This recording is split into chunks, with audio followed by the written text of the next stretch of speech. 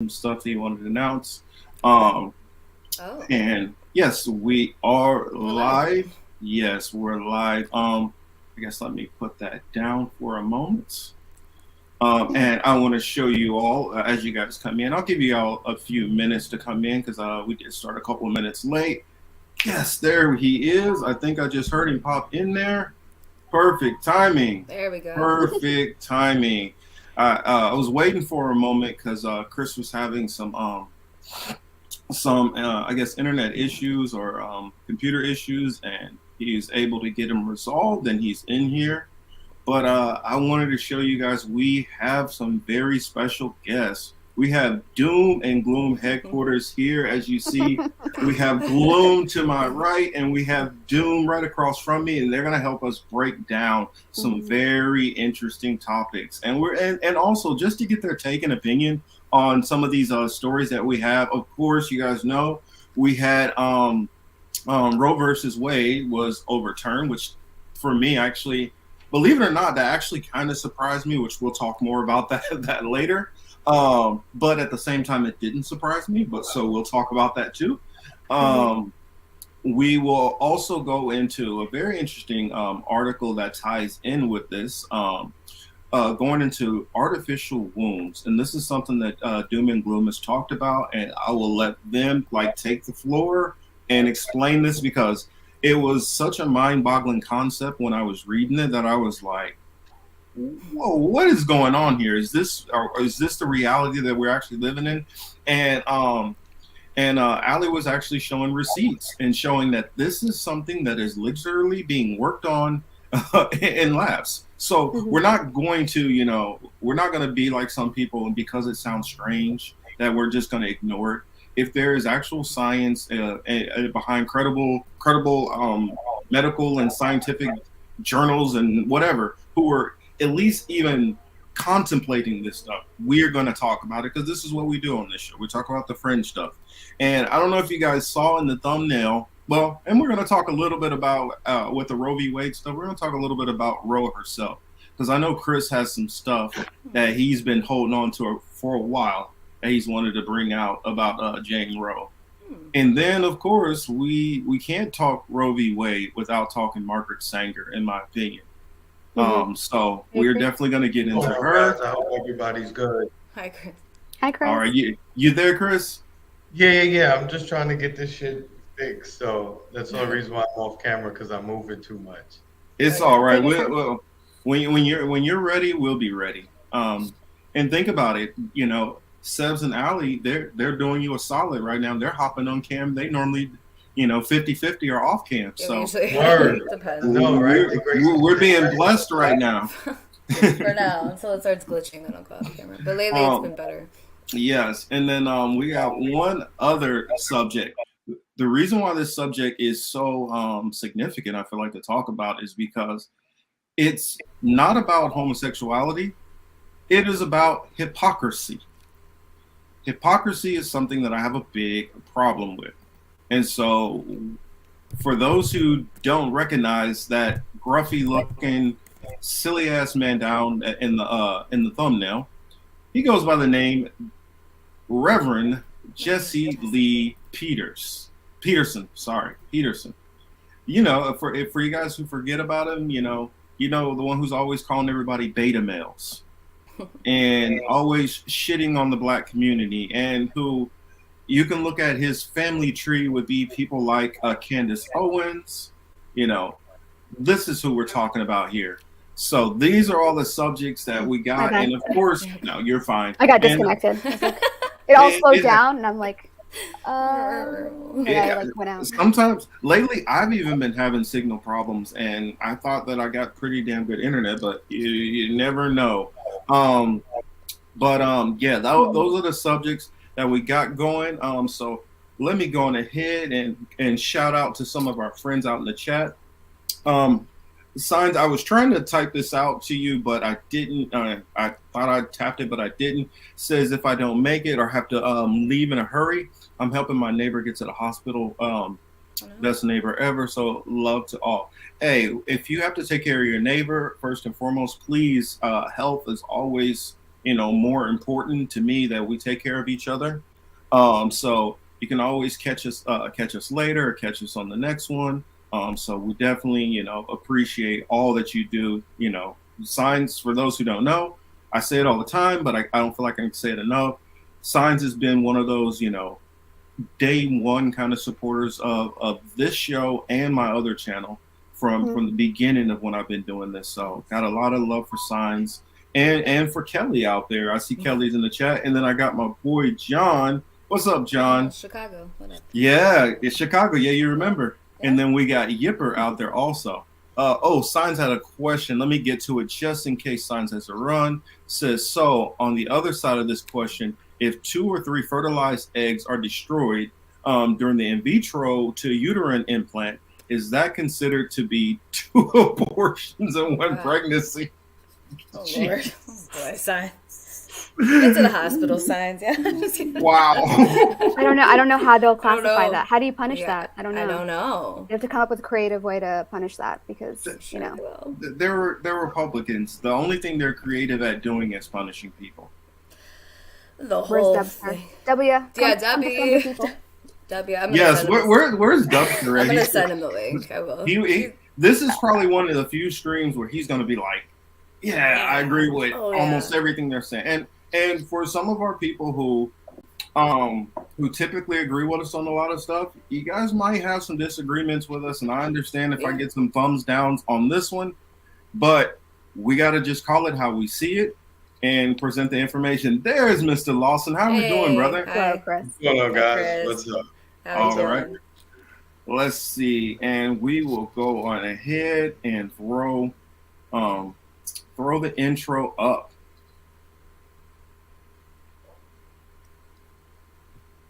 You were here because you have a question. Really get down to understanding this political matrix. Out there, the stunt double. He walked out. He's got an oximeter on his back. I'm like, you got to keep Marcus said on his other show. He was like, American politics is simply pro wrestling. He became afraid of everyone because people were reporting on each other. We're living out Minority Report too as well. And you know why? You know why we know that, Bob? Because we've been reporting on it. Yeah, I know. All the black people in this country be willing to take a reservation. That's what the Nation of Islam was asking for. Put a couple of clips together.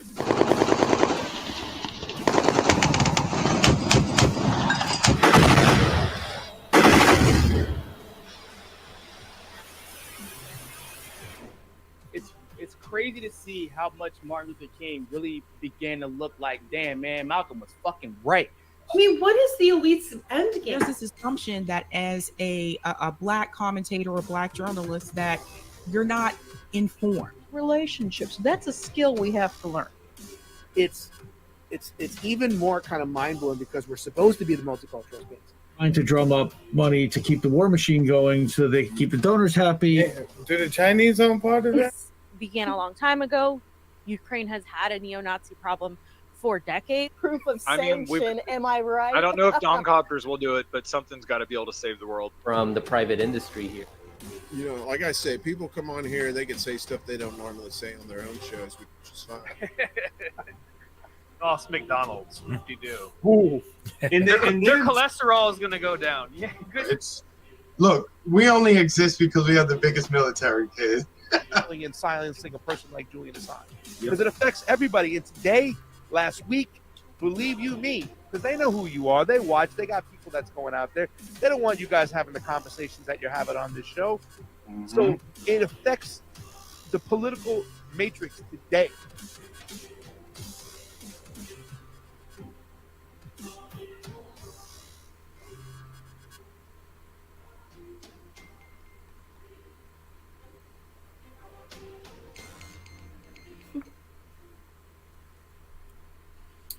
All right. Well, now we're ready to start the show. I don't know if you saw the new intro yet. What do you think of it, Sebs? What is it? I don't know if she heard me or not. I know she did. I think I don't know. I'm sorry. For some reason I keep losing you guys, and then I was frozen for a second. I was like, I said I don't know. I don't know if you saw our new intro, but what do you think of it? I hadn't seen the full of it either, to be honest with you. Sorry. Yes, sweet. Kelly says, yes, love the new intro. Thank you. It was an extended version, right? Yes. It was like I saw some new parts. I saw Indy in there. Mm-hmm. Yes. Oh yeah, I had to throw Indy in there. Indy's been doing some great work. Yeah, signs like Indy and I have had some disagreements about some of the, but it's okay. Most of those people on there disagree with us. Well, That's okay. And like it's okay though. And like I've said this to a couple of people, I say we got to remember that as professional commentators, if we think of ourselves as professional commentators, we're gonna have some unprofessional commentator. For me, I'm literally my job description unprofessional, commentator as a hobby, like you know what I mean? Yeah. Just, slightly aggressive, Well,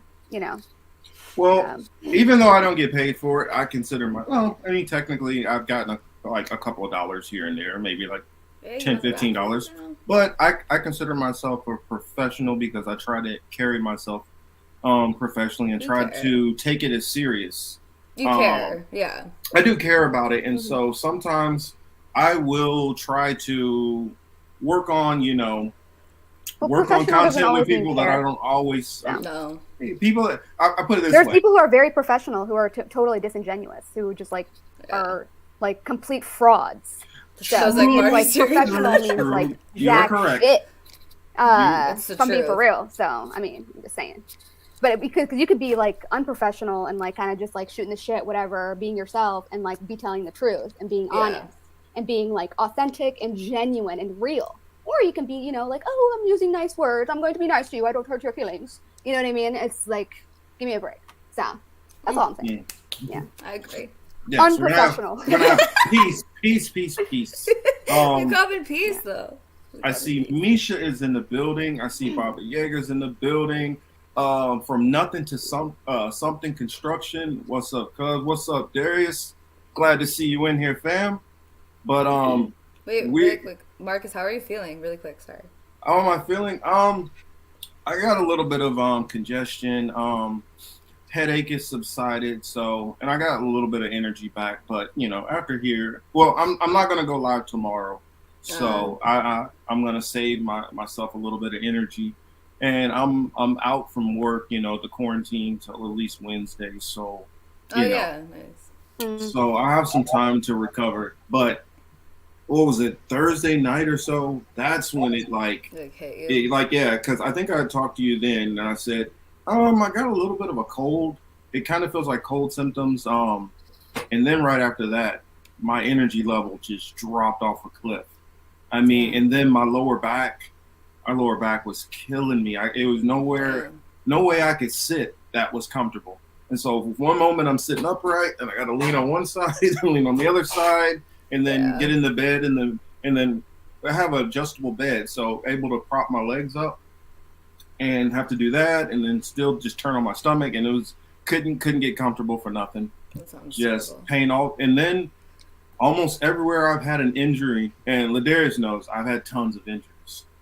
Everywhere I've had an injury, I felt that pain. Ugh. So shoulders, my knees, my hands, it sounds awful. Yes, yeah, it was shoulders, knees, hands, hips. And the whole hips, knees, all that stuff like that is it's all from knee injuries, and then the hands from boxing and stuff like that. God damn. And then shooting. That's I think where some of the shoulder stuff comes. And then I did dislocate my shoulder when I was younger. I see Matt Marks is in here also. So I figure, what topic did we want to start with, panel? Well, we can, if you want, go into. We can tell you about how the Constitution is invalid, or we can start with kind of just. Well, I feel like. Go ahead. I was gonna say, actually, we probably should just go on ahead and go into the Roe v. Wade because then it ties into your article. Right. Yeah. It's happening right now. It's real time. Oh yeah. I honestly, low key, just wanted to throw that out just to start the show. But, go on ahead. Roe v. Wade is going to come down to what the Constitution is and its legitimacy to begin with. So at the end of the day, that what is the Constitution, right? Right. Who wrote it? How was it written? Who was involved? Was it really the dreamy process that everybody pretended it would be? Uh-oh. Damn. They cut her off. They were like, oh, they're like, she's speaking too much truth. Gotta take her out. Too much truth. Yeah. But I mean, I guess it does come down to like do you even agree to be governed? Right. So at the end of the day, but just the piece of paper itself, I mean, at the end of the day, it's going to be like, as we're witnessing, it's going to be something, it's up to interpretation, right? So it doesn't even, you can write whatever the hell you want, because what did Legal Man say? These are all Barnum statements. Barnum statements, like meaningless nothing burgers that can be interpreted to be whatever it is the person is interpreting it to be. And it almost feels like this is happening right now, because they're going to make we're moving to like this digital governance thing. And I think that like this human error, like all these things that are happening are going to be part of this like push to be like, see, look, that's why we need the AI to make the decisions. Yeah. Yeah. I'm thinking. So neither of you have children, right? I do not. All right. So I mean, how would you feel if at this moment you were unable to, like, does that bother you? Like if you lived in a state where. I think people should be able to have the choice only because of the precedent that sets, then you go into the idea of precedent. However, as I've gotten older, my thoughts have changed as far as like understanding, just seeing what friends have gone through in terms of how it affects them. So I think that there should be there's just a lot more nuance in that. So, but I don't feel I feel weird about it because of where I think they're trying to go with it. But I don't feel like, I feel like I would be able to go to Indiana if that were something I needed. Or, sorry, not Indiana, my bad. Illinois, that's like apparently going to be the home of abortion. However, let's see, is my stuff frozen or is that them? Mm-mm. Okay, cool. I can hear it. I mean, I feel like regardless, it's weird that it's even a discussion about women's bodies, but I'm not out there on the streets because I can't look past the ideas behind things like Planned Parenthood. I can't just like think past it. However, it's not like it's like a fun time for anyone to get an abortion. So I don't feel much different than I did 2 days ago. What I'm weirded out by is the implications that I think this will have. Because I don't really think, as I've been reading so far in this actual opinion, it's hardly about abortion. It's all about just throwing it back to the states and then talking about the issue of viability and what that constitutes because of where they think they want to take it. But that was a long, rambling answer, so go ahead, Sebs. No, that makes sense. I don't think it actually even has anything to do with the abortion, like you said. I think it's more of like setting some sort of, sending it back to the states, right? So that now the states can decide. But the thing is, when you let them decide whether or not you can do that, and not because, and that's not take away from like the history of Planned Parenthood and Margaret Sanger and the Theosophists and all the eugenics and why are all the Planned Parenthoods in the hood? You know what I mean? Like, why are they like? There's a lot of layers to this conversation. So it's not simply just like, are you against or pro-abortion? You know what I'm saying? So, but back to what I was saying, as far as like them setting a precedent essentially, or sending it back to the states, is essentially, I don't know. To me, it seems like once they can decide whether or not you can, abort or not, like once they decide that, then they can decide whether or not you can even have a kid. Yeah. So that's the part that's scary, because there's another side of the token where it's like, okay, now like, do they also get to decide whether or not you procreate? Like, will procreation be the same moving forward? Are you forward? talking about almost like the one child China policy, stuff like that? I mean, or like, are you productive enough? Do you produce enough to be able to, because that is some of the stuff which Margaret Sanger was talking about. Yeah. So they're just taking it a next step, in my opinion. I didn't mean to cut you off. Go ahead. No, go ahead. I was going to say, there is actually, in some of the slides I'll show in a bit, from this research that was done about these bio bags and artificial wombs, talking about needing to kind of decentralize and break Roe v. Wade and Casey down completely so that they can kind of rebuild, like rebundle it. They want to unbundle women's rights and rebundle them. So it's not, that's where I really want to say to the conservatives, like, this isn't the win that you think it is. For whatever, and I don't mean that to say that I think, like, I have my own opinions about abortions and as far as that, but I think at the end of the day, like Sebs was saying, it's like they can also now take away, what else are they going to mandate about your body, or just like, are you fit to be a mother? You have the right to procreate, you also have the right not to procreate. And then they'll go in that in terms of like, who's fit to be a mother? And if and just the idea of like, if you wanted to have basically like this artificial womb, putting that in the conversation, that kind of is like the the solution they've come up with to almost end the debate of abortion, because it kind of pleases, in their words, both sides. If you can extract the fetus and put it in the artificial womb, then the abortion isn't necessary. The child can continue to birth. However, that creates a whole other realm of weird things, like you know what I mean, like in terms of like, okay, well, what's going to happen to that child? Because there's implications as far as like, as a mother knowing that you have a baby now that's being grown artificially. It's just a whole mess of things that I'll show. I mean, there's also like it's a hard for me to history. just say yes or no. Oh, go ahead. There's also like a history of that too, like managing the birth, like managing birth essentially, especially like in the Black community, as far as like after the slaves that had to go to like slave breeding farms, right, where they were like forced to produce certain amount of like what they were producing, like as far as kids, that was their value. Their value was like that was what they were producing.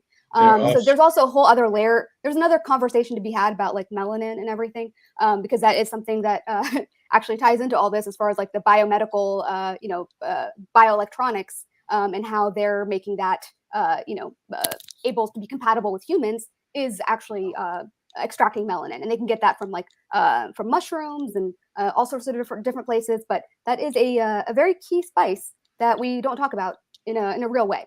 Well, actually. Jimmy has a question here, and I'll answer this question because I think it will help give my perspective on a lot of things. And maybe the chat might not like it. Jimmy says, "Would you want to abort?" Yeah. No, I would wrong? not want to abort, because this is how I see abortion. And I'm sorry if it hurts a lot of people's feelings. It depends on the person's. It depends on. I look at it. Depends on the circumstance. Yeah. What I hear is, I hear a lot of young white women mostly. The only issue that I've seen them get enraged and furious about is the right to kill the baby. Regardless, let's not focus on what happened in the process, but end result is you are fighting to kill your baby. This is one of the most pungent things which I've seen galvanize. Yeah, I mean, I understand that that's maybe how they come off, but like, I don't think that that's what this issue is even about, actually. When you're like, as far as like the laws that they're making and the policies that they're passing. Well, I'm talking about just on abortion in general. Majority of abortions are not a woman who was raped. It's not a woman who was molested. It was a woman who often just got pregnant and felt financially they couldn't support themselves. Yeah, that happens. Yes, and where is any kind of, okay, let me try to be a little bit more responsible on my own? Maybe that comes afterwards. People make mistakes. I mean, that's a thing. It's not you're going to damn them to hell or damn them to a thing that they don't want to do because they have maybe a different future in mind and they made a mistake.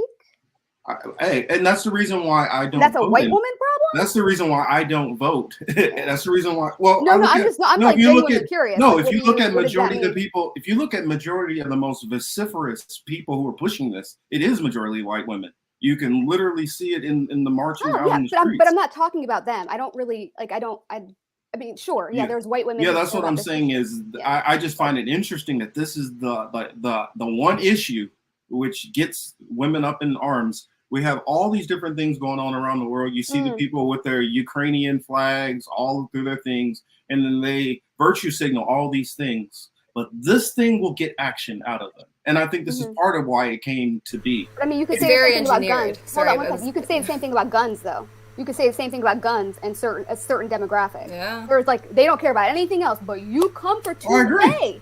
And motherfuckers are on the street. So I'm just saying, like, you could say that about a lot of shit. So it's not just no. I'm not saying that these are two things which are separate. I completely agree. Yeah. Both of them are the same thing. I noticed that we have certain people in this country that they say they care about all these other things, but when it comes down to it, most of these people are all single issue voters. Well, it's also very engineered. I just want to say, we just covered this about like, it's not all the World Social Forum, but there's like all of these groups that just galvanize suddenly on command. It's like, y'all just had your signs ready. It's very engineered. So this is all very like intentional as far as getting people to be in their camps. Like you just fall in line really quick. So it is a weird thing to protest for, though. I've always said that. Yeah, I would never be in the street like I mean, it's because it's but the thing actually, is, they made it. They've engineered that. That's also according to the Bible, no, it would not be. In fact, doing the latter would be considered satanic. Wait, I don't know. So that's what I'm saying. If you were going through a biblical lens at all, so isn't taking choice away actually satanic? No, because the Bible has rules. Oh, you're talking to them. I thought you were talking to me. Yeah, I was saying the Bible has rules. So if we're going on a biblical lens, no. But I get most of the people who are strong in this camp are not biblical people. So it doesn't matter. They're just thinking from how it's affecting my life currently. I mean, that's how everybody. I think through a biblical lens. So it's different. I want to. Oh, go ahead. I was just going to say, this thing turns out, unfortunately, most of the time turns out to be an economic issue. More times than not. You know, so that's the first part we should look at, because you look at the cost to raise a child, it's astronomical. Yeah. Just even getting into the cost of daycare alone, that alone is like, geez. So it's a decision to make enough money to pay daycare, have your kid be supervised and watched by somebody else while you go take a job that just pays you enough to cover that. It's so weird if you really, it's very look at it. But and I I just want to say, oh, go ahead. No, go ahead. Sorry. I was just gonna say, like, that comment I wanted to respond to as well, to Jimmy, I believe. Look, as far as like why would you abort? Look, I have plenty of friends that unfortunately had to make that decision. It's not like that's a good time, so you have to also. Yeah, it's not a great time. Like I don't know what people think that it's like a party every week. She just went aborted. Well, there are women out there that but I do know rely on that. But However, how many you can't women, put that on to all the women. What I'm saying, just in my circle alone, I could probably say that I've met in my lifetime at least probably 10 women who have had 3 or more abortions. Yeah, I know some women. There are women who just go out and have abortions right and left. And that's what they feel that they have to do. I understand everyone has their personal opinion on it, but the problem I think that we get into then when we go down that road. So are men also going to stop jacking off? I'm just curious. Are men going to stop jacking off? But how is jacking? That's an abortion, right? No, it's not. No, that isn't like the case. Not even close. I don't think I've heard Marcus. If you're ejecting your semen, no, in order for you to have a child, you have to have the combining of the egg and the sperm together. Well, then fine, are you gonna get your tubes tied or some shit, whatever they fucking call it? Like, they have which to I've seen. I've to seen a bunch of those. I've seen this like push. Sperm by itself doesn't just make a baby; it needs an egg also. Okay, but isn't it like maybe a lot of the Catholic Church says that like jacking off? But I'm just saying, like you're doing the same thing. It's just. Or what about? It's always like on the woman to protect it, but I don't know. Well, no, I feel like it should be on both people when they're dealing with this decision. That's the reason why. But you're wasting the sperm, right? When you need to jack off. Like, do you have to jack off? If you don't jack off, will you die? Sperm, you still are still gonna have sperm. No one needs to jack off. Wait, sperm? Isn't there life in the sperm? Wait, I'm confused. I'm just saying. Who made the argument? Wait, did anyone here make the argument though that jacking off was like? I'm confused where that came in. No, but I'm saying that like if you are jacking off, technically you are. Those are like, but that's potential life, right? That is the Catholic Church? Is that the Catholic Church that says that? But that's not the point. But you're still wasting it. Can we go? The potential of the life, right? Oh yeah, the potential. The potential life. Yeah. But that's viability. Is that what is? But if you're gonna make it from that argument, then that means every period is an abortion also, because she could have had sex to have a baby. Yeah.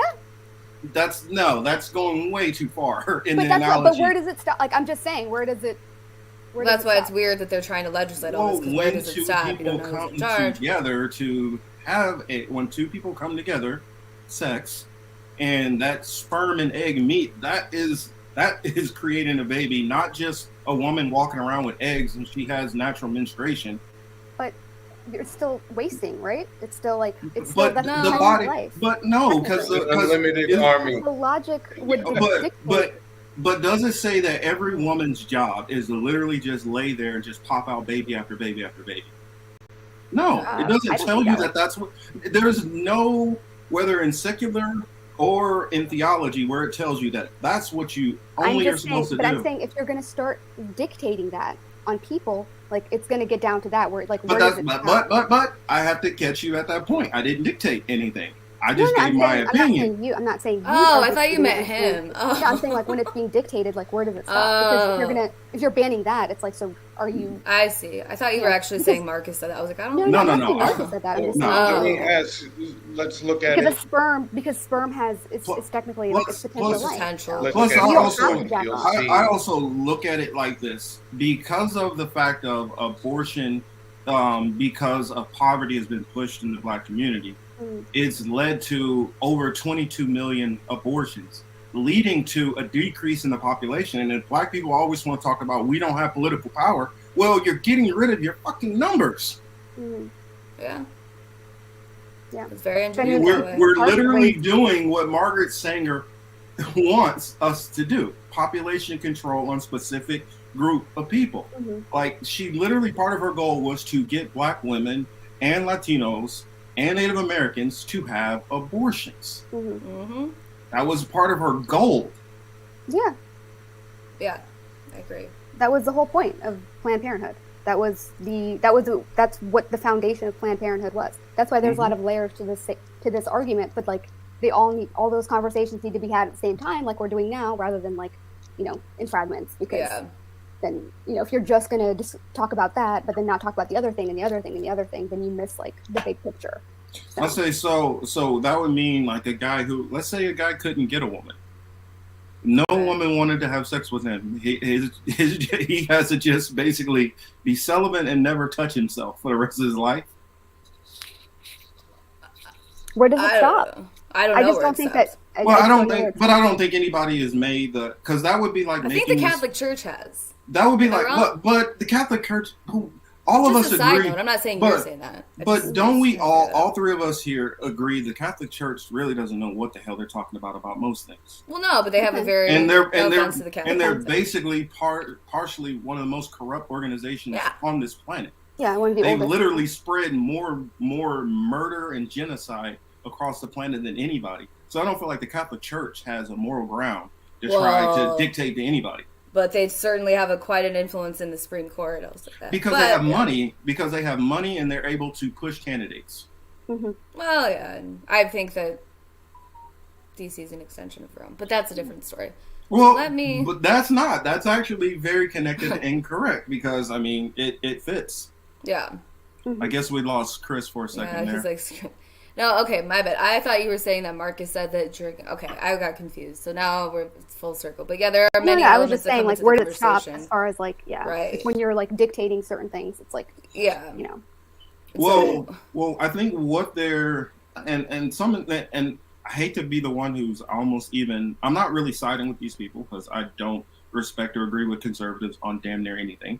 But what a lot of the stuff that they're pushing for is the same laws which you have basically in Europe. Yeah, as far as like the weeks which are allowed in most European countries. Meaning like the type, like you mean the direction they're going as far as like abandoning common law and going to civil laws? Is that what you mean? Because okay, I guess I should share my notes because I'm curious. I could be throwing a wrench in there. Well, yeah, I mean, I gotta shout this out here. Matt Marxist says, "Young Morpheus Seb seems to be better equipped than most of your prior adversaries." She's not an adversary. This is what friends who have passionate dialogues do. That's all it is. So you can't disagree with. Chris and I were like, how can you have honest discussions if you're afraid to disagree with each other? Sorry. It came out of left field. I'm not telling nobody like, he to didn't do that. Say that, Sebs? I'm like, wait, he didn't say that. I'm like, did the Catholic Church say that? And overall, I agree with my cousin here. He's correct. Says everyone should have the right over their own body. Yeah. And so I leave it to that, and then you deal with your maker in the end for whatever consequences you do in the long run. I just believe that when you're doing some of these things, you're setting yourself up for negative consequences. That's yeah. So, but if you're fine with the consequences, or you think that there's no consequences, do it. Knock yourself out. It's kind of like if you can get away with stealing, you think you're never going to get caught. Go ahead, run in that store, steal all you can. Knock yourself out. Well, let me Let me go ahead. On that note, let me pull up some notes I have because I kind of wanted to. Let me go into. It's actually not those yet. Not those yet. Yeah, okay. not yet. I'll share my screen real quick. I'm gonna take over your stream. Oh shoot. Okay. Now I can hear you. My bad. No, you said what deal? You said as long as you can deal with the consequences. Is that what you said? Yeah, I said. Yeah. Well, I mean, but the thing is, it's not just about consequences. There's also redemption. So. But honestly, for some things, there's not. But it all depends on your faith. I 100% disagree. That's where I disagree with that. I'll give you a perfect example. Mm-hmm. I'll give you a perfect example. King David, and I'm talking about just biblical faith, guys. I don't know other people's faith and how they reckon things. King David, in the matter of Uriah the Hittite, he basically sent him to battle to die so that he can take his wife. Yes, he repented for it, but you know what happened? His firstborn son was taken from him. That was a penalty which he had to do. So just because he repented and apologized for it does not mean that there's not going to be consequences. Right. Yeah, but that could also just be like that could have happened whether he did it or not. No, it literally says that was the consequence. Yeah, but I'm saying like there's other possibilities. Like nothing is final. Like to me, it's not like you did this. Like that's it. Like that was the last thing. It's like no, hell no. No, it says you can apologize, but you still have to deal with consequences. Yeah. Nah, I don't agree with that. What do you mean? Well, I mean, there might be consequences of what you do. Like a punishment? Is that what you mean? Like you have to deal with a punishment? That's silly. You don't have to. We make choices. Okay. You can make. It depends on the choices that you make. It's up to everybody to have their own beliefs. Yeah, but I mean, to me, it's like that's just very final to be like, oh well, that's it. Like that's those are the cards that you're going to be dealt. Like too fucking bad. It's like it's kind of ignorant to me, like to say that, in my opinion. Okay. That's fine. Yeah. That's fine. I actually enjoy it when you two are together. I really do it. We'll go down. No, I was just saying. I just don't believe in like any permanent like punishment type thing. To me, it's very authoritarian. But here's my question: do you believe in the Bible? Do I believe in the Bible? Yes. No, of course not. I mean, see, I believe... then what I'm saying doesn't matter because it's completely outside. No, it does matter. It does matter. If you don't believe in the Bible, me talking about Bible stuff doesn't. How would that equate? Because you're not going to believe any of that stuff anyway. But you've used it for like reference in like history. Historically, though. Yeah. But I'm not talking historically. I'm talking biblically. But I'm talking about how I utilize the Bible, not the way that people utilize things in different ways. I don't believe in any book. I don't believe in the Quran. I don't believe in anything. As far as like a book goes. Yeah. And I get that. That's why I am saying, according to my beliefs, which my beliefs are based off of the Bible, that's what it says, that these are consequences for X. This happens for this. It doesn't just say, well, history is going to dictate that. You believe in so you believe in everything is predetermined. So there's no will. There's no free will. According to our lens of things, yes, there's a form of free will. But I do believe that it was all free will. What does that mean? Can I jump in real quick, guys? Yeah. Unfortunately, this is also part of what I dislike about this whole issue is that it does tend to spawn like debates and discussions and arguments like on the side of it, and you tend to get lost. At the end of the day, what was the purpose of this, right?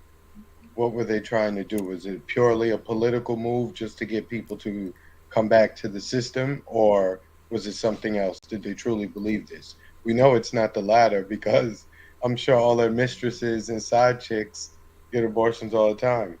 So, they're for it. Beyond that, what else was the reason? Yeah. Well, that's a perfect segue. I'm going to take over for a bit, if that's cool. So, this is what I just wanted to go to the source of reading this opinion. So what they kind of are resting on. Because for me, that's how I kind of understand things best. Because I could also give my opinion on the actual idea of abortion, whatever, but we'd be here until 4 a.m. So what I've found so far is they're making quotes like this. The inescapable conclusion is that a right to an abortion is not deeply rooted into the nation's history and traditions. On the contrary, the unbroken tradition of prohibiting abortion on the pain of criminal punishment, that relates, when they're talking about this, relates back to the fucking Magna Carta, which I just forget sometimes that we have a body that is making decisions that reveres, of course, back to the Magna Carta, because we are a country ruled by common law and the likes of Blackstone. So I mean, you can even take it back to the papal bulls too. Yeah, exactly. Yeah. So it it's not persisted even- from the. Sorry, go ahead. No, I was saying like it goes even further than that. Like as far as just like where like these like laws come from. So. Yeah. So at the time, it was said that Roe implied a right to privacy, because that's what this is really about. It's the right to privacy, and then Casey took it further by solidifying this, expressing what's in the Bill of Rights in the Constitution. So like what I've read so far is that it relies on the fact that there's zero precedent that guarantees the right to abortion within the Constitution. They keep in this opinion, they keep talking about legislation. So it's exactly how I predicted, not to say called it, but a month ago I made a video kind of about this, is like where they're going based on that leak, and it's of course back to the states, but they keep putting in the word legislative, and even talking about things like, citing different lawyers over the years that have said, like, if this were, in the legislative bodies to be decided, we would vote on it there. So they're clearly shoving it that way. So to think that it's just over here, like, so a lot of the conservatives that are celebrating, or the liberals that are feeling, and I don't mean to generalize, but that's just kind of how the teams they go in. Wait, what? Mm-hmm. Shut up, Dubster. You're fucking stupid. I don't know what he's talking about. I don't even know where that came from. You don't never know where the stuff he says comes from. Anyway. He's like a character, like a meme of like a conservative. Well, he's literally boy. a walking meme. It's like, so yeah, basically just what I got from this is that people, like, there's a lot of people that say, well, it'll go to the Supreme Court, and the Supreme Court's got our back, essentially. Okay, but then, like, it's throughout the theme of all this is there's a clear show of hand and reverence for common law that guides the American legal system. Goes back to, like you said, the papal bull.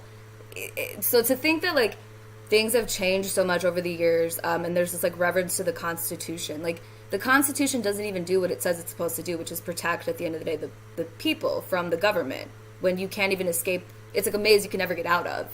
They say it's unconstitutional, but then they'll go back to things like ordered liberty and the difference between liberty and ordered liberty. And I say ordered with an emphasis on order, because there is an order to things. So yeah, you're free to think and do, you're free to think things within your right of liberty, but when you actually act that out, exactly. Go ahead. Well, the Constitution made it so that you can't overthrow, or it's treason to overthrow your government. As far as, like, if you think that it is illegitimate, you cannot do anything about it, because that is considered treason, and that is what the Constitution crystallized from the Articles of Confederation, and that is why, and it's completely illegitimate. So, hold on, can you put the I'm so sorry. Can you put the comment of Jim's up really quick? Jim's, I'm not able to do it. So, I'm like up here. Okay, so what matters is the 99% needs to come together to stop the world. It's not just the World Economic Forum. No. I'm really sorry to call you out, but no. I made a video. It's not. And I see you saying that everywhere, and you can say what you want, but that whittles it down to such a small aspect of this whole picture that I just think it's missed until I get tired of seeing it. And yeah, I just had to say that. It's not just the World Economic Forum. Mm-hmm. I don't know where that comes from. Did you know that there's an entire opposition that is set up to fight the World Economic Forum, the World Social Forum? 2001. Yeah. And sticking with the abortion, so in the states where they're going to shut it down, or where it's already been shut down, economically, do we see people moving out of those states in any significant numbers? I don't think in significant numbers. Right? No. I mean, I can tell you, my cousin there is a witness in the state of Kansas. Abortion is literally in the state constitution. Right. There are no abortion clinics in the entire state. If they want to get rid of abortion in the state, they don't need Roe v. Wade to get rid of it. Mm-hmm. Literally, all they did was said, okay, well, you need to be this close to a hospital. Your door frames need to be this high. You need to have this many people on staff. And they made all these regulations and then gave them a deadline to get to it. And then they didn't meet the deadline. Boom. It's closed. There literally hasn't been an abortion clinic across the state. I mean, easily, 10, 15 years.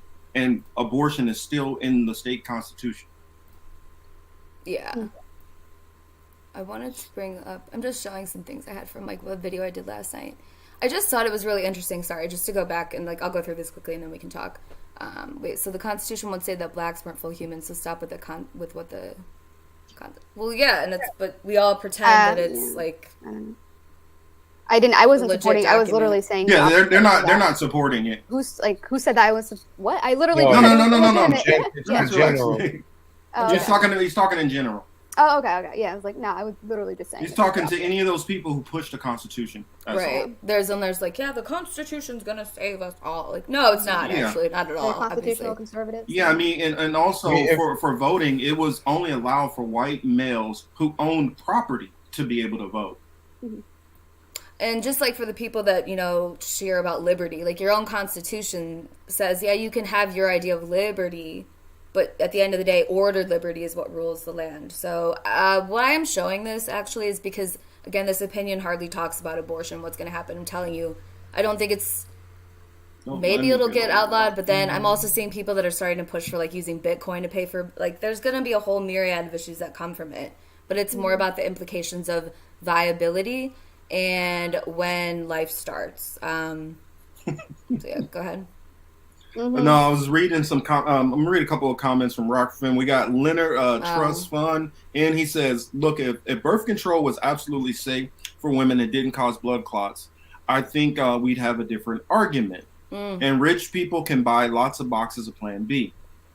And men poke holes in condoms, and you can't see that without a magnifying glass. Technically, many fertilized eggs don't make it and leave with your monthly, so that's untechnical.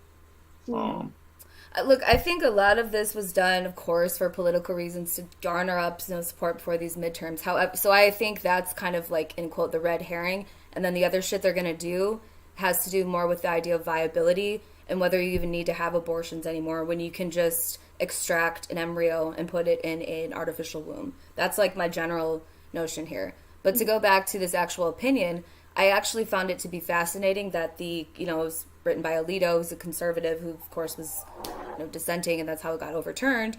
They actually put this in, and they keep saying that, like, this isn't a political thing, like, this is not political. We don't want to ascribe to the motives of legislators and such. But then they put this in there, and now I'm not saying this is incorrect. I'm stunned that they put it in there, and that shows me how much they're going to use this particular, like, these points in political discussions, because this is a conservative group. I've never really heard at that level the Supreme Court discuss or just flat out say things like this. But do you see how they use the word liberal? There's a reason for that. They're trying to kind of hammer down the notion that, like, the liberal world order, all the way, like, starting here, is kind of changing. So if people are confused, I'm going to write about this so it makes more sense. But I mean, this is a point that has been argued for a long time, and it was kind of a thing you couldn't talk about. So I really was stunned that they actually put it in the opinion. They want people to start that discussion. This is one point that I wanted to bring up, because this is ultimately why I think this was done. I think Republicans have constantly did we're going to reveal Roe v. Wade because tokenly that's what hardcore conservatives want. And my beliefs on why they want it is they believe that because of, back to that replacement theory kind of stuff, that they can get their numbers up and stop the population shifting. That's just my opinion. Nobody has to agree with me. Just wanted to put that out there. And John says this was to drum up voters, Ali, 100. Yeah. I completely agree. Weird shit within. Yeah, definitely. I believe that the Democrats allowed this to happen also because they knew it would bring out and they knew it would bring out the electorate who's going to be passionately get people in. Because if you look at the Democrats right now, on every metric they are in their ratings are in the floor. Yeah, so they got to have some way. And this is how they get back in power. That's fair. But, like, at the same time, with me, like, I think the Democrats have been done anyway. Like, I feel like it's kind of like, that's like, sure, on the surface, maybe that's what it could seem like for sure. But I think there's something a lot more sinister. Yeah. There's something more sinister afoot as far as, like, what Allie's about to go over, like, with what they're going to say about, like, the black fetuses. Sebs, I'm talking about just on the surface level, on the shallow level, that's what's going on. But I do definitely agree with you that there's more to it that this is.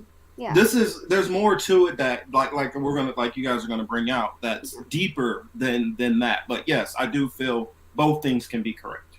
Yeah, there's like different layers to it for sure. But I wanted to point out one other thing before I get into the slides. Where is it at? They were talking about in this opinion, Alito, what? Oh God, no, I'm not voting. Period. It's a waste of time.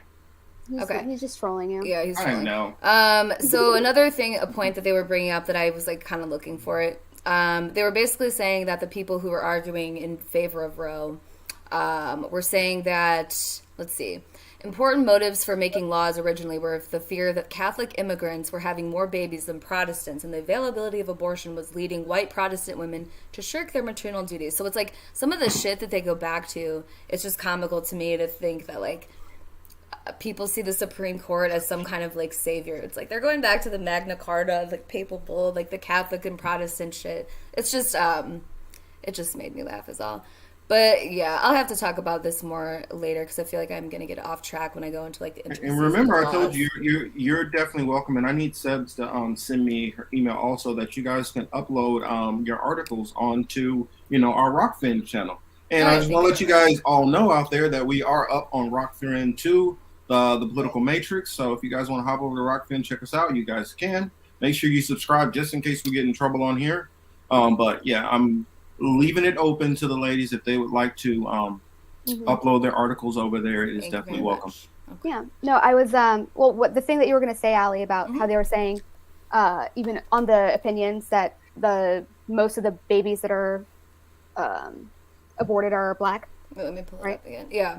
Yeah, that they were. I just thought that was interesting, and they were saying like, "Oh, Right. a conservative was saying that," and to me, it's like, no, that makes perfect sense. That's why they've been priming people with Candace Owens saying that shit because they're moving, like they're changing their narrative, they're moving a different way. Yes. It's not because they care or because they're less fascist. Actually, they might be more. So it's just interesting how the narrative is being shaped and like the way that they're using certain very real points to push a different agenda.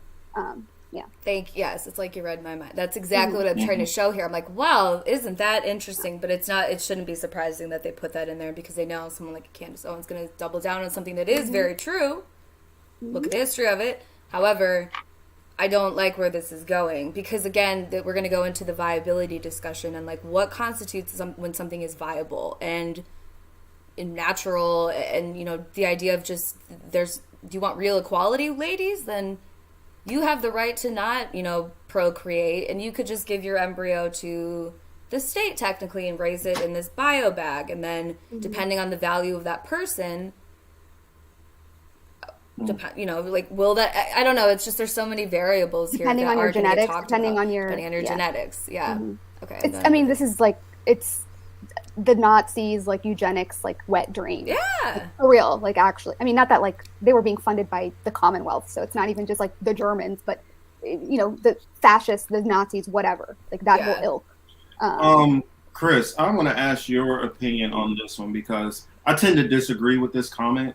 But what do you think? It says, in my experience, black women tend to be more conservative regarding abortion.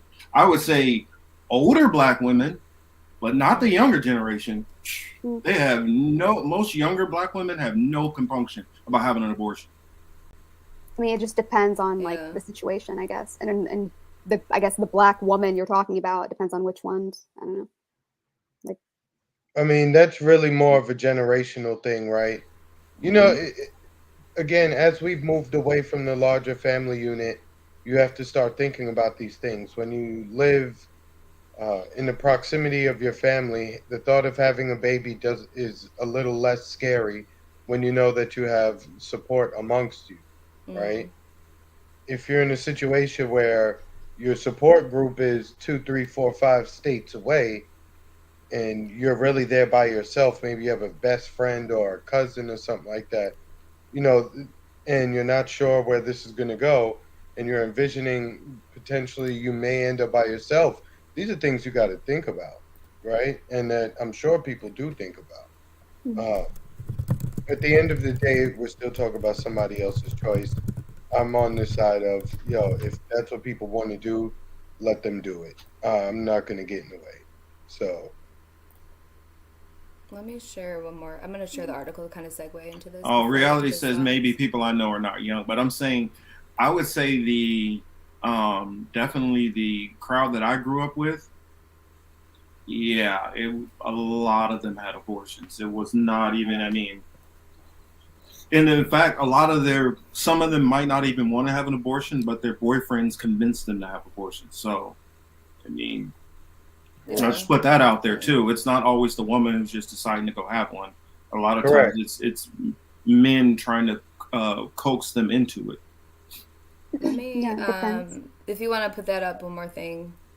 Gotcha. Okay, so artificial wombs are coming. They could completely change the debate over abortion. So when I found out, like when that leak happened last month, this is what I started looking into. Shout out to James Sims, actually, who like kind of put this, he planted a seed with us. And as far as like, what do they actually mean by that? So artificial wombs are coming. They could completely change the debate over abortion. If a fetus can be transferred to a fabricated womb, can the right to abortion survive? And that's why I was kind of like, oh shit, they're definitely going to like go ahead and change this up. So this isn't like the sexiest of topics, but like if you're trying to kind of understand like the real motives here, you should probably, you know, look beyond like the Democrat Republican kind of like face of it. Because honestly, like that shit's like, we'll just keep arguing into oblivion. You know what I mean? So it's like, what are they looking? It is. So at the time, back in April, Children's Hospital of Philadelphia announced amazing advances in artificial womb technology. So the authors explained how they'd successfully sustained significantly premature lambs for 4 weeks in an artificial womb they'd designed. But it's just coming to market as far as humans. So, I mean, it all worked out great. The overarching right to abortion can be divided into 3 distinct rights. So here's just kind of like a little graphic. It's in the slides too of like how it actually works.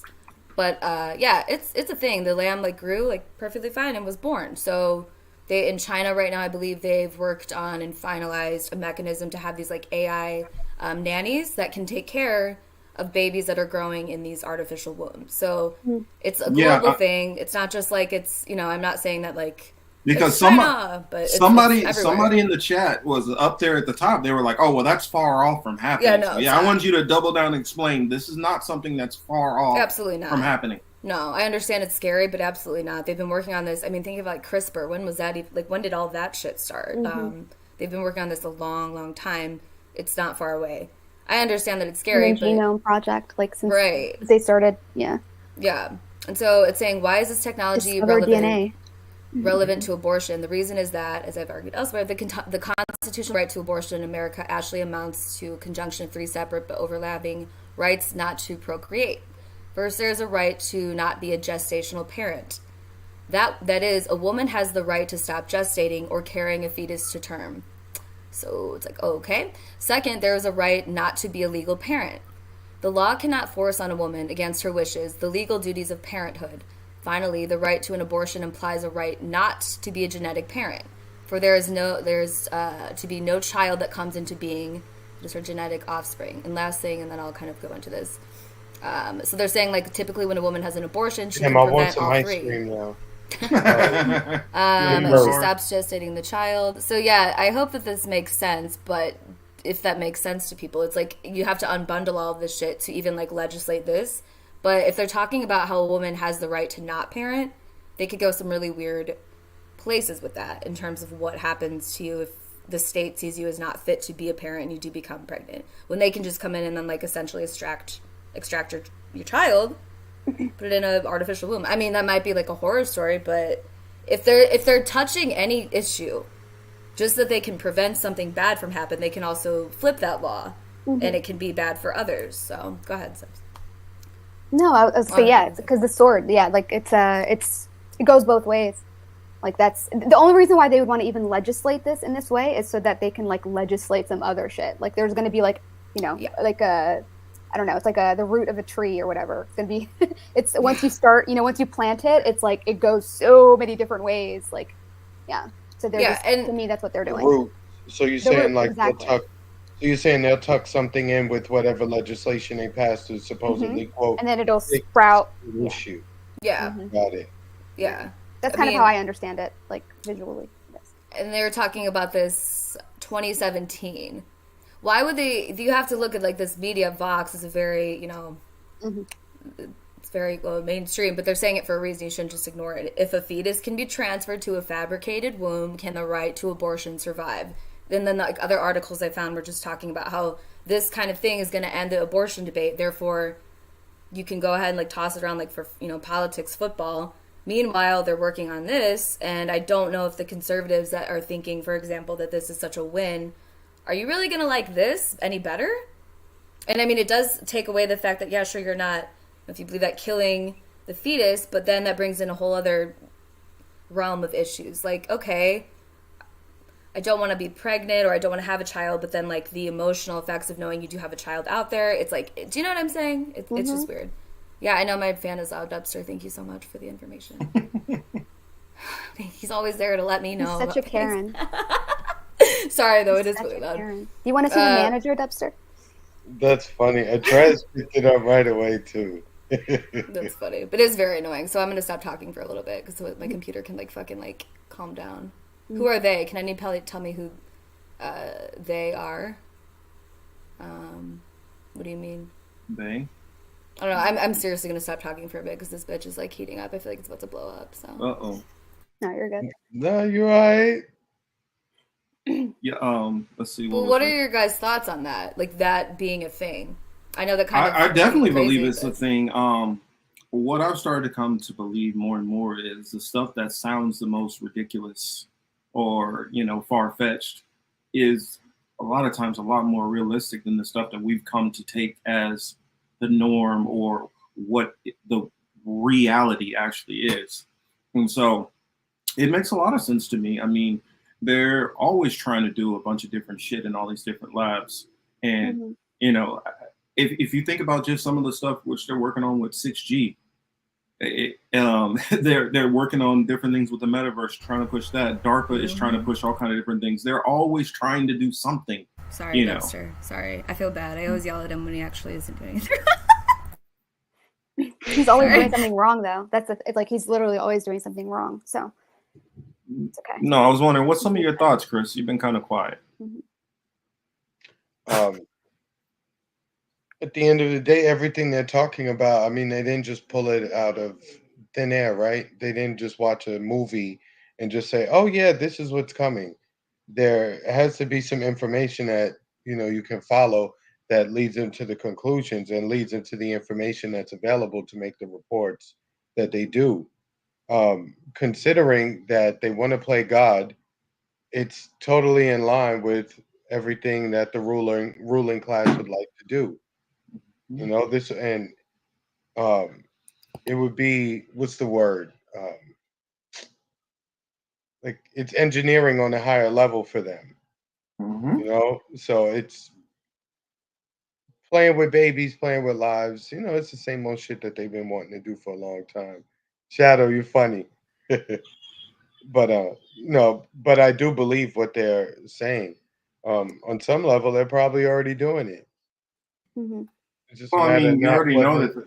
I guess the only question is, when will this become mainstream? Well, you know that they're already, you know, manipulating, you know, our different meats and giving us genetically modified beef and chicken and all kind of different stuff. So if they're able to produce it genetically modified completely in labs and try to put on the shelves for you to eat, why couldn't they do that with other, you know, processes? Yeah. I just want to point something else out in this article. Sorry if the fan's loud. But they're just talking about things like if it became possible to transfer a fetus to an artificial womb. Let's say like a man was opposed to his wife or partner's, you know, abortion, if she was going to get that. He could make the case, like, no one is forcing you to gestate the fetus. And after we transfer the fetus to an artificial womb, you and I are on, quote, equal footing. So at that point, the disagreement is, I want to be a genetic parent, you do not. Given this tie, the state should favor the tie. So they're basically going into, like, how do you resist that argument? So it's going to just take people in really weird fundamental places, I think, when you now are going to have arguments about, like, I want to be a genetic parent, you don't. So then what happens to the child if it's, you know, gestates in this artificial womb? I think there's lots of implications that are going to come from it. You know what I'm saying? Like, you've all these new scenarios that are going to play into things, which is going to go into, like, a litany of, you know, conservative and liberal battles that will never end.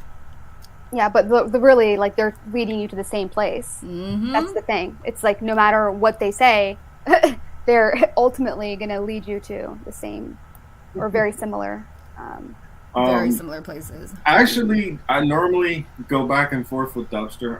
I feel like jokingly, but I'm going to just put his comment up here. I'm not going to read it out. Nobody read it out loud. I don't want to get us in trouble. But I think it's some truth in what he's saying here. So everybody just read along. Read in your heads. Oh. There might be some smoke behind that. I don't know how much. Yeah, there might be. But I don't completely rule it out as ridiculous. I don't rule anything out these days. I guess for me, I know I'm just going to be sitting on the sidelines complaining. It was just so annoying to see everybody get to their respective sides and get out on the streets. And it's just like, you were saying, Marcus, like that's something that gets people out in the streets. And yeah, and it's really weird when you take a step back and think about it. And, you know, it also happens without... Go ahead. Sorry, Ali, to No, you're okay. further, to expand on what you're saying. And it happens so quickly. I mean, like you said, signs, people are already mobilized right in front of all these places. It's just they want the polarization. Yeah. They feed off of that, like that polarization and just like that. It's like that. It's an energy, right? Yeah. It gives them energy. I mean, yeah, that'll probably be a conversation. I don't fucking know. And like, the question raised by these artificial wombs, honestly, like it reopens the question of whether like the right to an abortion hinges on the availability of adoption, because that's also another factor in this. So once you go beyond the burdens of gestation, like as the justification for abortion, and turn it to the psychological, financial, and social type of burdens of unwanted parenthood, the potential of adoption to reduce but not eliminate some of those burdens may become relevant. That's what they're saying in this article. So it's just, yeah, it's interesting. They're saying, like, it seems like an unalloyed good that prematurely born fetuses may eventually have a greatly improved chance to live and thrive. But welcome new advances can also sometimes raise new questions. Here, these laudable medical advances reopen a host of complicated questions about one of the most hotly contested issues in politics, law, and ethics.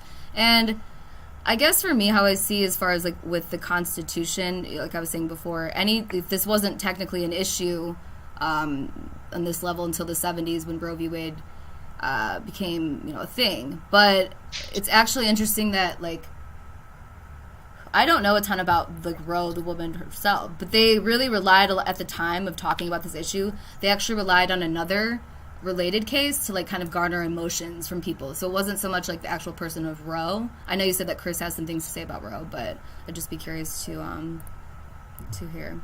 There was a video that he showed me a while back, and I thought it was very interesting. It dropped a long time ago, but this thing has kind of got buried in the vault somewhere. And I was wondering, I was like, oh, do you got that? Because I kind of want to show that to people, because I don't think a lot of people have seen it. Yeah, okay, I'll look for it. Yeah, I mean, you talk about genetically engineering people. Like, this is kind of, people always say, like, 1984, and I say, sure, that's important, if you have to, like, break it down to something like that. But I would say more Brave New World-esque. Sebs and I have talked about this before. Just they already are. It's not like these eugenics people went away. They've just rebranded themselves and infiltrated in a myriad of different ways through different apps. I mean, a lot of this is about tracking. I know I'm kind of going all over the place here, but I just thought of this. Like, you have all these people that are out protesting now. You think that they're not tracking, like, the reactions from this shit? They showed that they were tracking. They showed that they were tracking the protesters. When they were what was it that they were protesting one of the pipelines, I believe. You remember? Was it Keystone Pipeline? And they were and they start tracking all the protesters the same which they did with all the people who were protesting down on the border. Yeah, they're like for all of the the George Floyd protests, like they're still finding people from those things. So to think that they're not tracking all of that, and just even like on social media, are they tracking people's reactions? It's so fucking engineered. So my argument's not so much about like, abortion, good or bad. I have my own thoughts, which I've already explained. Mine is more like, where is this actually leading to? And I don't think it's where people actually think it's going to be leading. It's more about the question that the opinion really talks about is the issue of viability. And now if something is because some people see it as killing, something that's viable. But now if you could just place it in something like an artificial womb, that just brings in a whole host of issues. Ooh, there's two subs. Yeah, they said delete your I'm period looking tracking. for it too. Keep talking. Oh, you're fine. Just like kind of Well, the thing about it is you can do all the deleting the apps you want to. They always find another way to track you.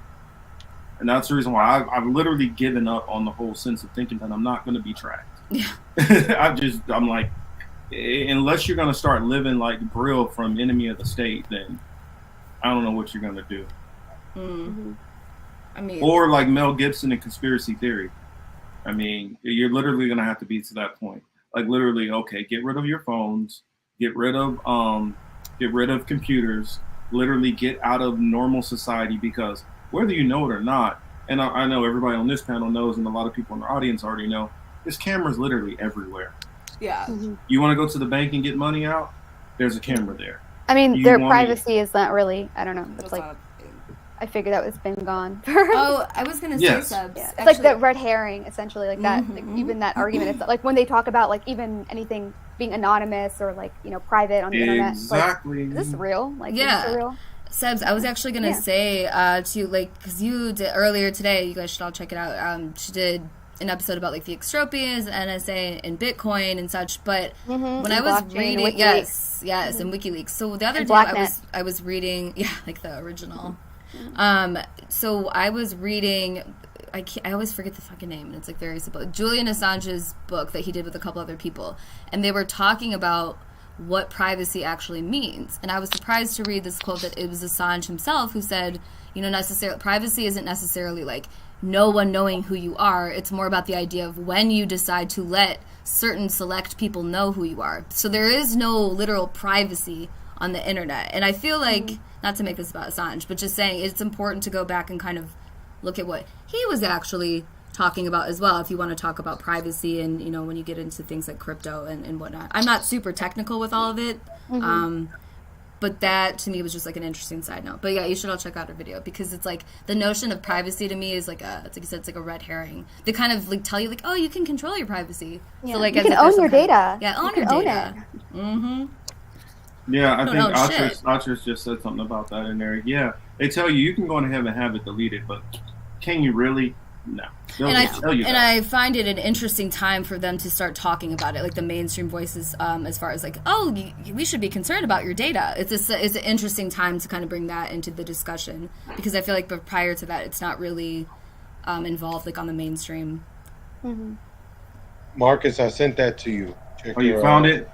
On Twitter, Cool. I think I did. Yeah, I sent it to Twitter. Okay, give me a sec. All right, there it is. Show the thread. Cool, because when I saw this, I was like, oh, that's right. She's the one who had it. Okay, cool. Let me share this real quick. Yeah, I'm not using my my computer, so using this laptop. Feels good to be free. Oh, you're free? Yeah, in several ways. Oh, God. She said she had been gang raped, gotten pregnant with. She said a lot of shit. Yeah, there we go. Let's back up to the beginning. Jane Roe's story was a terrible one. She said she had been gang raped, gotten pregnant, was desperate to get an abortion. That's what everyone believed, as long as Jane Roe remained anonymous. When she went public, she told a different story. You were raped while you were in Georgia?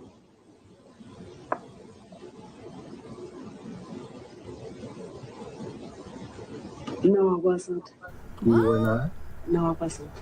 Oh, so all those stories that are in the books and so forth are not true? Yes, sir. Yes.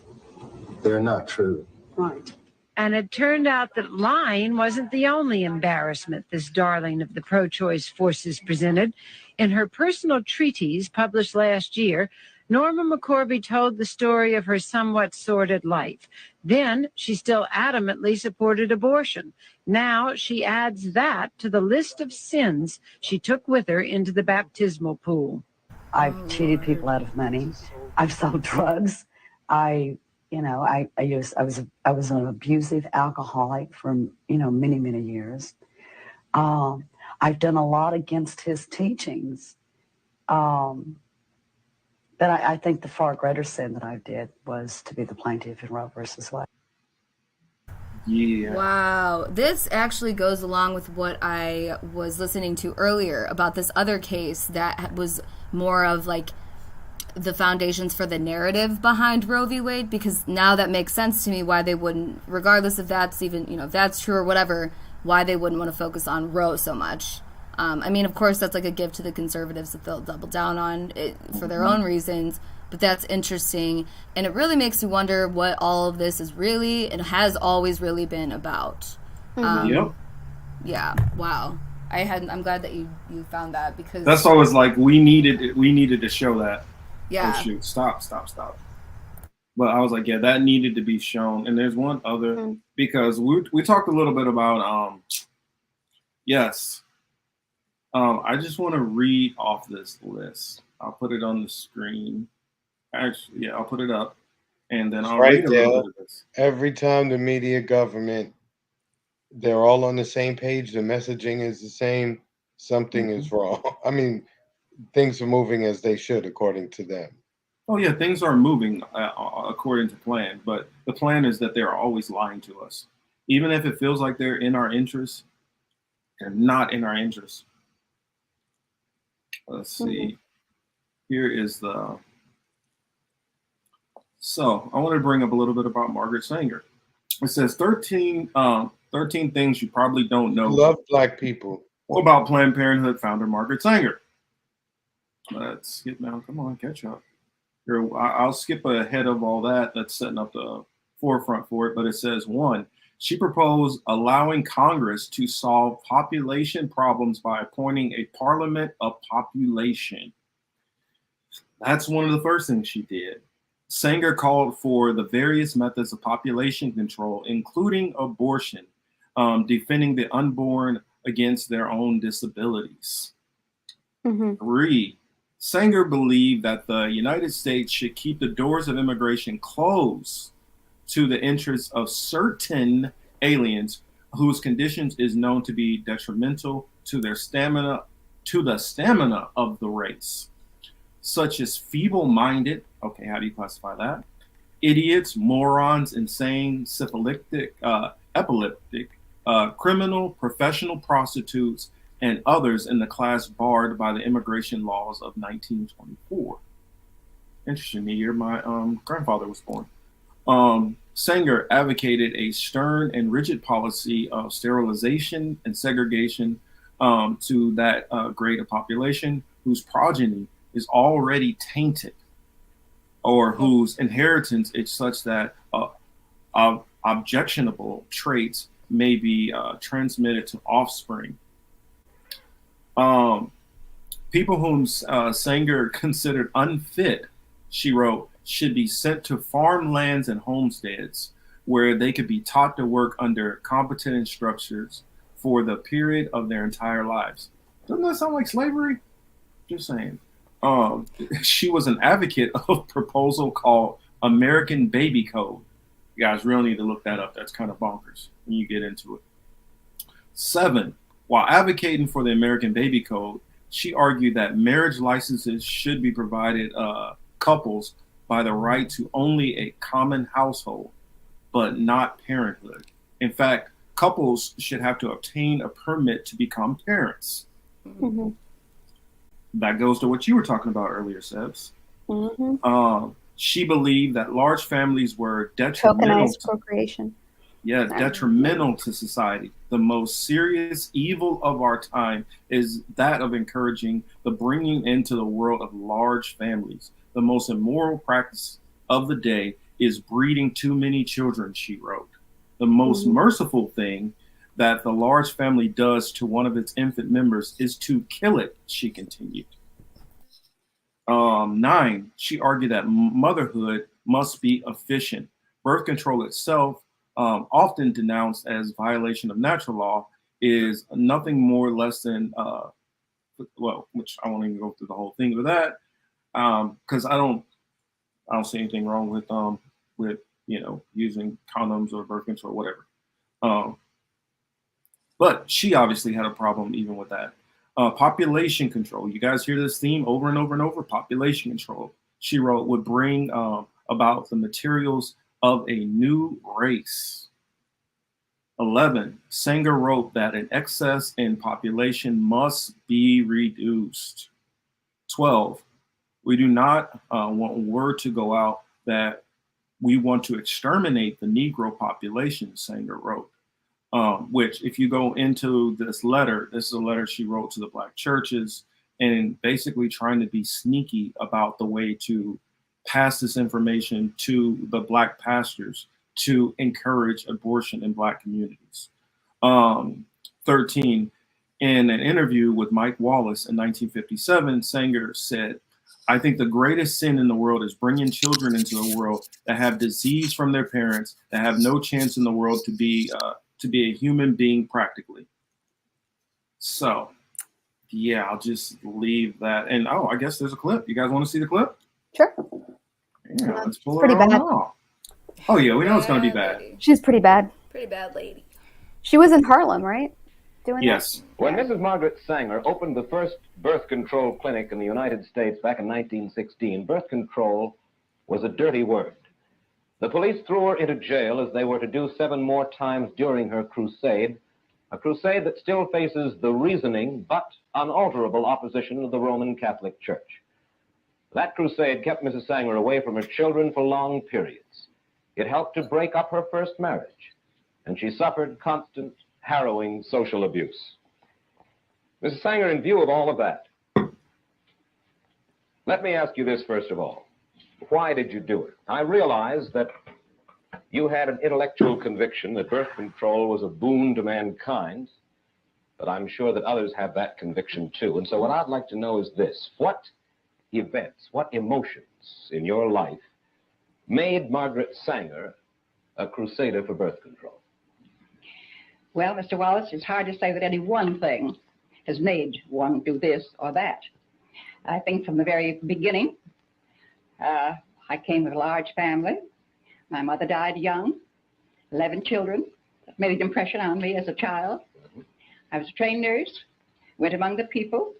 I saw women who asked to have some means whereby they wouldn't have to have another pregnancy too early after the last child, the last abortion, which many of them had. So there's a number of things that are one after the other that really made you feel that you had to do something. There are some other possible reasons that suggest themselves on reading your biography by Lawrence Lear. Your mother, as you say, died prematurely after bearing 11 children. She was born a Catholic, was she not? She was born a Catholic, yes. And in Ireland.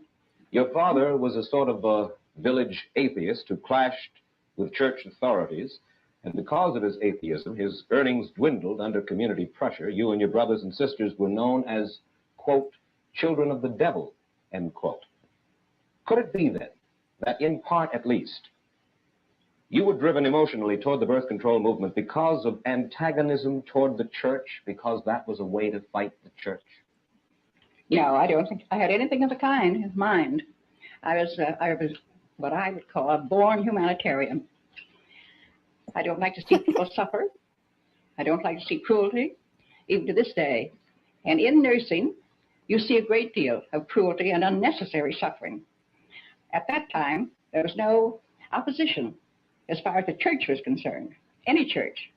It was mainly the law, the federal law and state laws that one had to think of. The church was not in my mind at all. Well, in going after your motive then, and I will press you just a little bit more about that and then get to the specifics of this evening. But in your motive, in the movement, seems that way. Is it possible that the movement itself, the feeling of wanting to do anything that you felt was important, that perhaps that moved you a good deal? Because the fact remains that you led a movement against overwhelming pressures that stemmed back for centuries, and in doing so, according to your autobiography, you even left your first husband. And you wrote this to a friend, Mrs. Sanger. You said, "Where is the man to give me what the movement gives in joy and interest and freedom?" Now, what was this joy, this freedom that you craved? Well, I don't remember that letter, who it was written, but I think that it was not a question of marriage at all. there was a certain satisfaction in doing something that was going to alleviate the sufferings of women in particular, and I was quite a feminist at the time. Obviously. And yes, and I naturally didn't want to see women take all the suffering of childbearing and of pregnancies.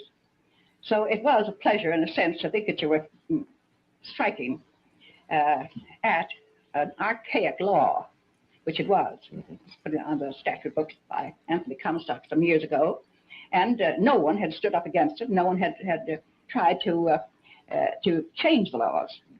And at that time, not even a doctor had a right to use the United States mails and common carriers for books, for learning, for anything that he had to do with this question.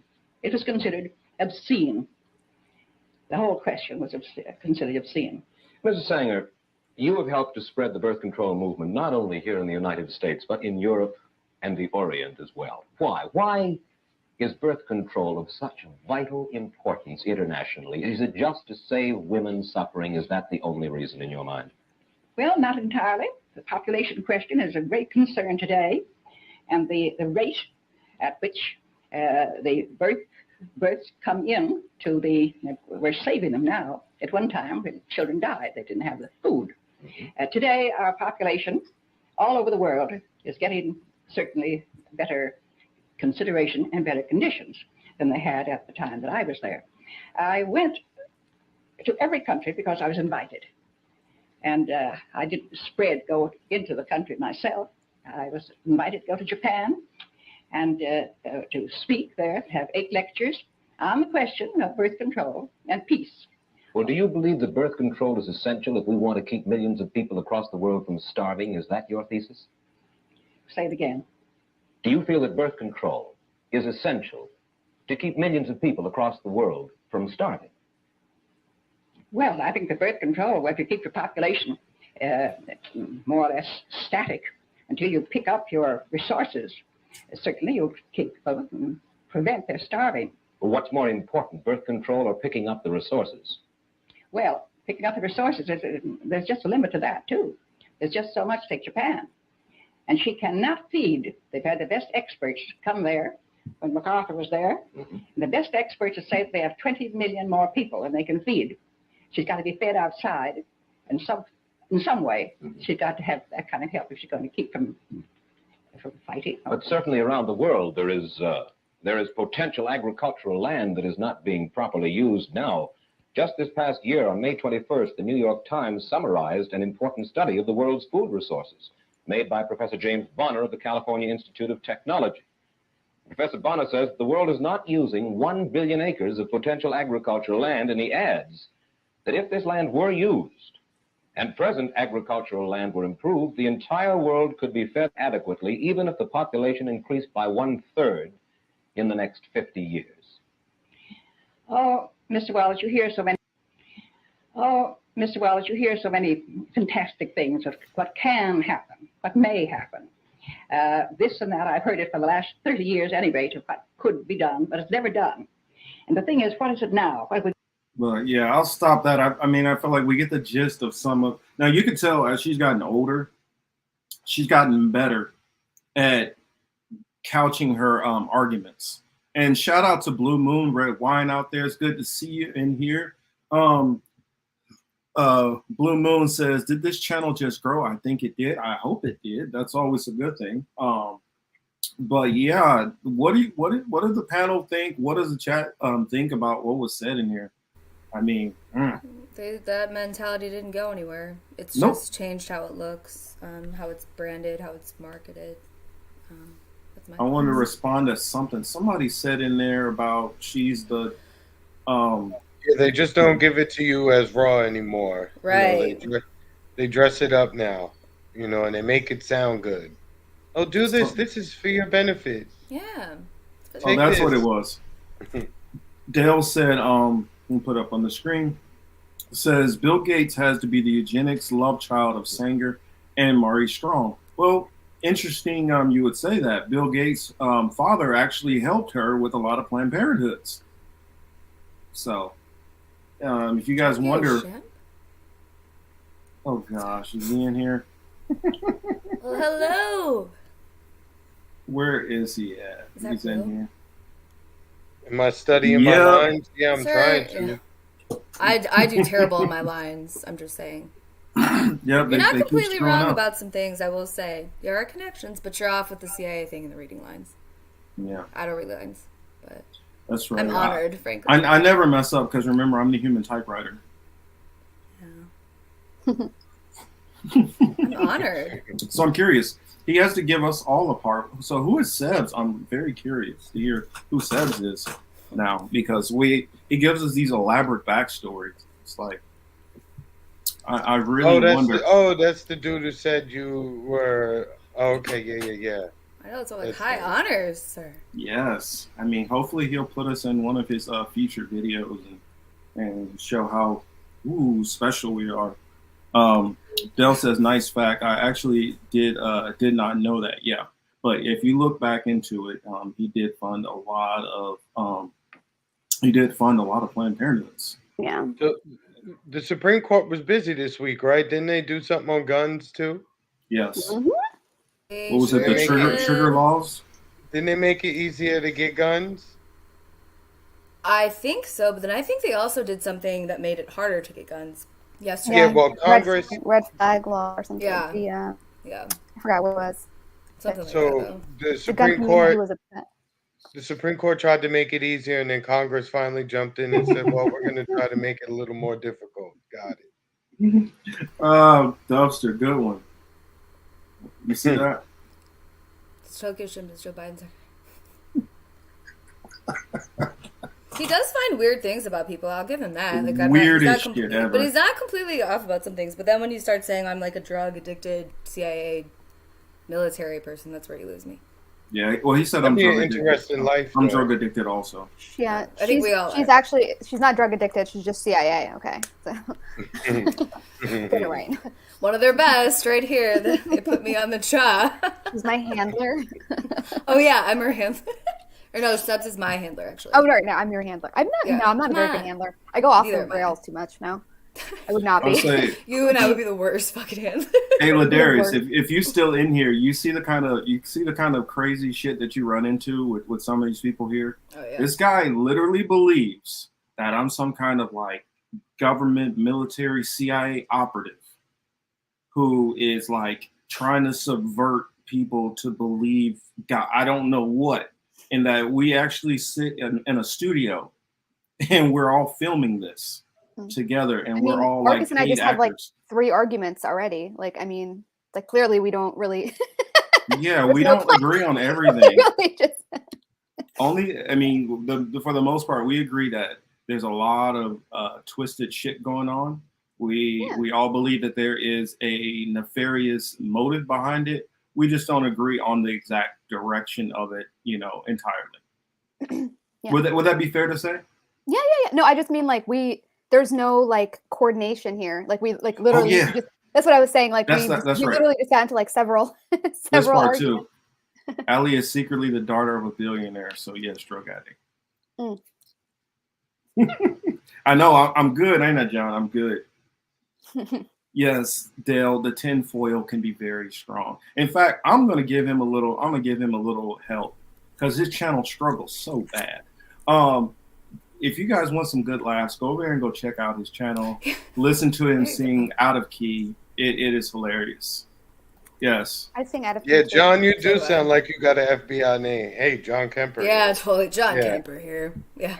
Yes. Agent Kemper has called. This Agent is Kemper's on the phone. this is literally my cousin that we've like grown up together. He's Most like if anybody's gonna be able to call me out, this person right here can call me out on anything. Mhm. So it's Those ridiculous. gold curtains behind you. Yeah, gold curtains everywhere. You know it. Dubster, you know it. I am friends with Hunter Biden. I met him once.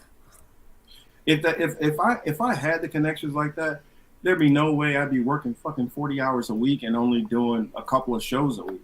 I would be. Me and Chris have talked about it. Like, we wish we did have the ability, like some of these people, to be putting out, 6-7 live streams a week. Right. And I mean, yeah, the ones though, I gotta say this, some of the ones that do it, different takes, I suppose. But for having that much time, it's like, damn, you put out milquetoast takes. But I guess you have to, though. Very mediocre. Some of them do. Having all that time and like I get come it. in and clean it up for you. I get it if you're like a Richard Medhurst, where you're like literally doing this. This is your career. You're making money, or any of these other people who like literally get paid. This is what you do. But for some of these people who are not really in that stratosphere, where I know they can't be making enough money to sustain themselves off of this, I'm like, how are you doing this? Yeah. How are you able to do this all the time? Just depends. Yeah, just depends. This is my undercover job. Yeah.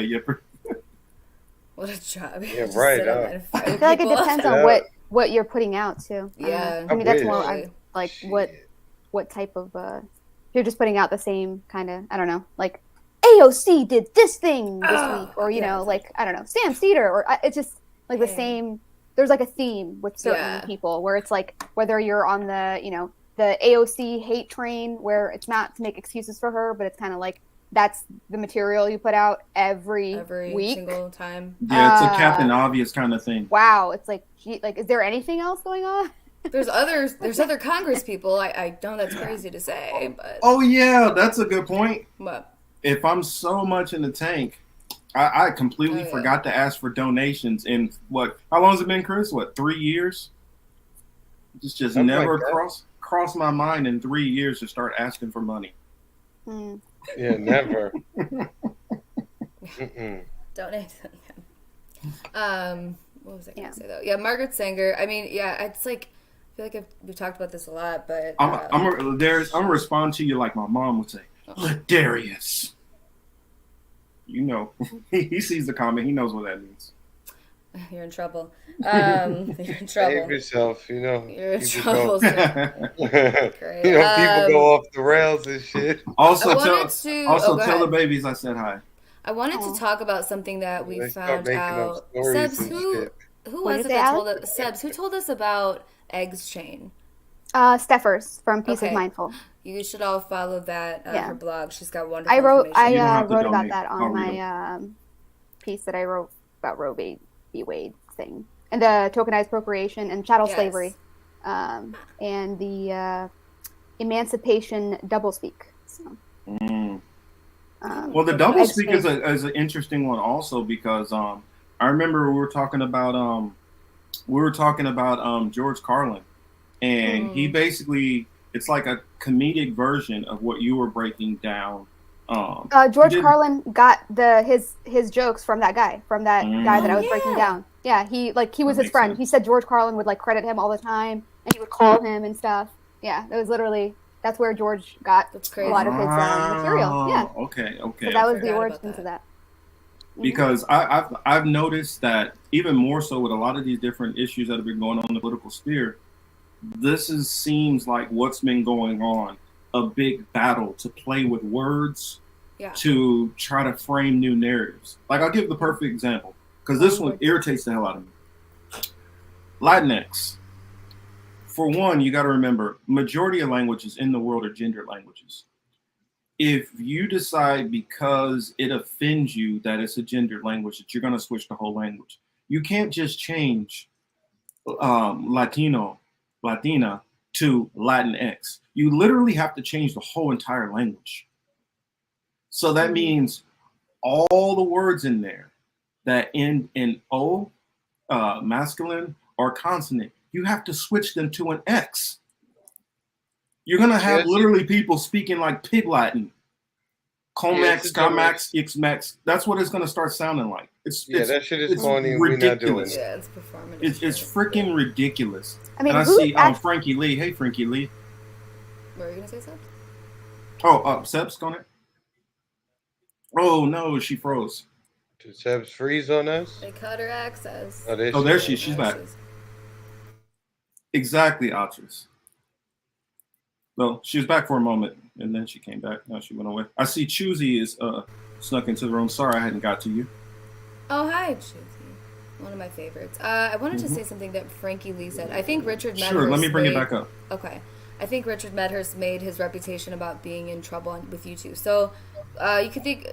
no really opinion, honestly, on Richard Medhurst. I think he pushes a very intentional narrative, which leads you to a different place, because I know the U.S. is bad and stuff. We can get to that later, but that is definitely a thing, as far as like even the military talks about this in their like social media, digital like operations, as far as being censored actually can garner more attention and more support. So it's like you still have to be careful even with that. Not really so much about Richard Medhurst. I don't watch him, but reminded me of something that I watch him on certain topics. Like what I've learned is what happened, Alex? About really quick. Sorry, the being censored as like part of like an operation, like just to garner. The military wrote a paper. Yeah, the Joint Special Operations, that 2005 paper where they're talking about like using censorship as a way to actually give legitimacy for counter movements. Yes, it's really interesting. It's not so much about Richard Medhurst. It was more that comment than just. Oh no, it wasn't about Richard, but yeah. Well, where I was going to push back on Frankie is that's not how he got his big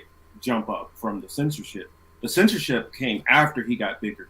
He got big from an epic rant that he did against Nancy Pelosi. That's what blew him up. That's what boosted him up. Yeah, that'll do it. And so he was going off on, and it's honestly the first time I've seen a male been able to get away with calling female politician a bitch so many times. Oh really? Flat out, this fucking whore bitch, blah blah blah. Yeah, he was going in on. See, that's kind of weak though. I mean, they can call her a bitch, but like whore, that's kind of weak. I don't know, but that doesn't surprise me. I mean, grow on YouTube I could be misremembering it because it was years ago. But he called her a lot of unconscionable things. But I look at it like this: if you feel like this woman helped decimate your country, then I don't know. Yeah, but there's so many other. I'm not saying her, there's so many others though. Well, so like I feel like his brand is the AOC thing. That's all. Well, I'm talking about this was even before AOC had really started kind of showing her colors. She was that's who she always was. Well, what I'm saying, why would she get a Netflix deal in the beginning? Like she literally got a Netflix. She got a Netflix deal during her fucking during her like her whole campaign. Like Netflix, I mean, to me. Well, what I'm saying is that for those of us who are paying attention, we can see it. Yeah. But think about it. How many people who literally maybe in the last year just woke up to the fact that, oh shit, AOC is fucking full of it. Well, a lot of people just woke up to it. I'm not great in that. Sorry, I just got a comment too. It's like I just jacking off debate. Yo, that hit us all at the same time. I was like, oh. All of us reacted at the same exact time. That shit is fucking. Like, it's all good. Everyone's fine. Like, that's one thing you know. That's what I said. Imagine this is what you guys see. What we say, while we're still on YouTube. Once I start figuring it out and we start doing some streams where it's going to be Rockfin exclusive, and it is going to be some of those. It's going to get even a little crazier. That much I'll tell you. It's going to get a little crazier. I'll just tell you that much. Because, and this is, this might be considered disrespectful to some content creators, or it might not be. There are a lot of people who I see on Rockfin who literally don't say anything that's any more controversial. They'll make it, a Rockfin exclusive, but it's not anything that's any more private that they couldn't have said on YouTube. No. And then you have people who probably need to be on YouTube, on Rockfin or some kind of other platform to be able to really say what they want to say. But a lot of them have trouble getting onto those platforms. So, that's something that's kind of always hurt my nerve. I see some people where, okay, you're just on there to be on there, just to have another platform. I don't know. No, my little mini. I don't want to get kicked off. My little mini rant. Well, I've always said that I'm not gonna. Well, and Chris knows we're not gonna change up our content. No, we're not gonna start pulling punches, right, Chris? Oh fuck no. Yeah, no. I don't see that happening. So I mean, hey, one day they're like, you know what, you guys are even too hot for us over here. We got to get rid of you. And they got rid of that one comedian, right? They got rid of that Owen Benjamin. Well, I got to see what he was saying, what he was talking about. Because more than likely, they probably uploaded that episode on BitChute or something.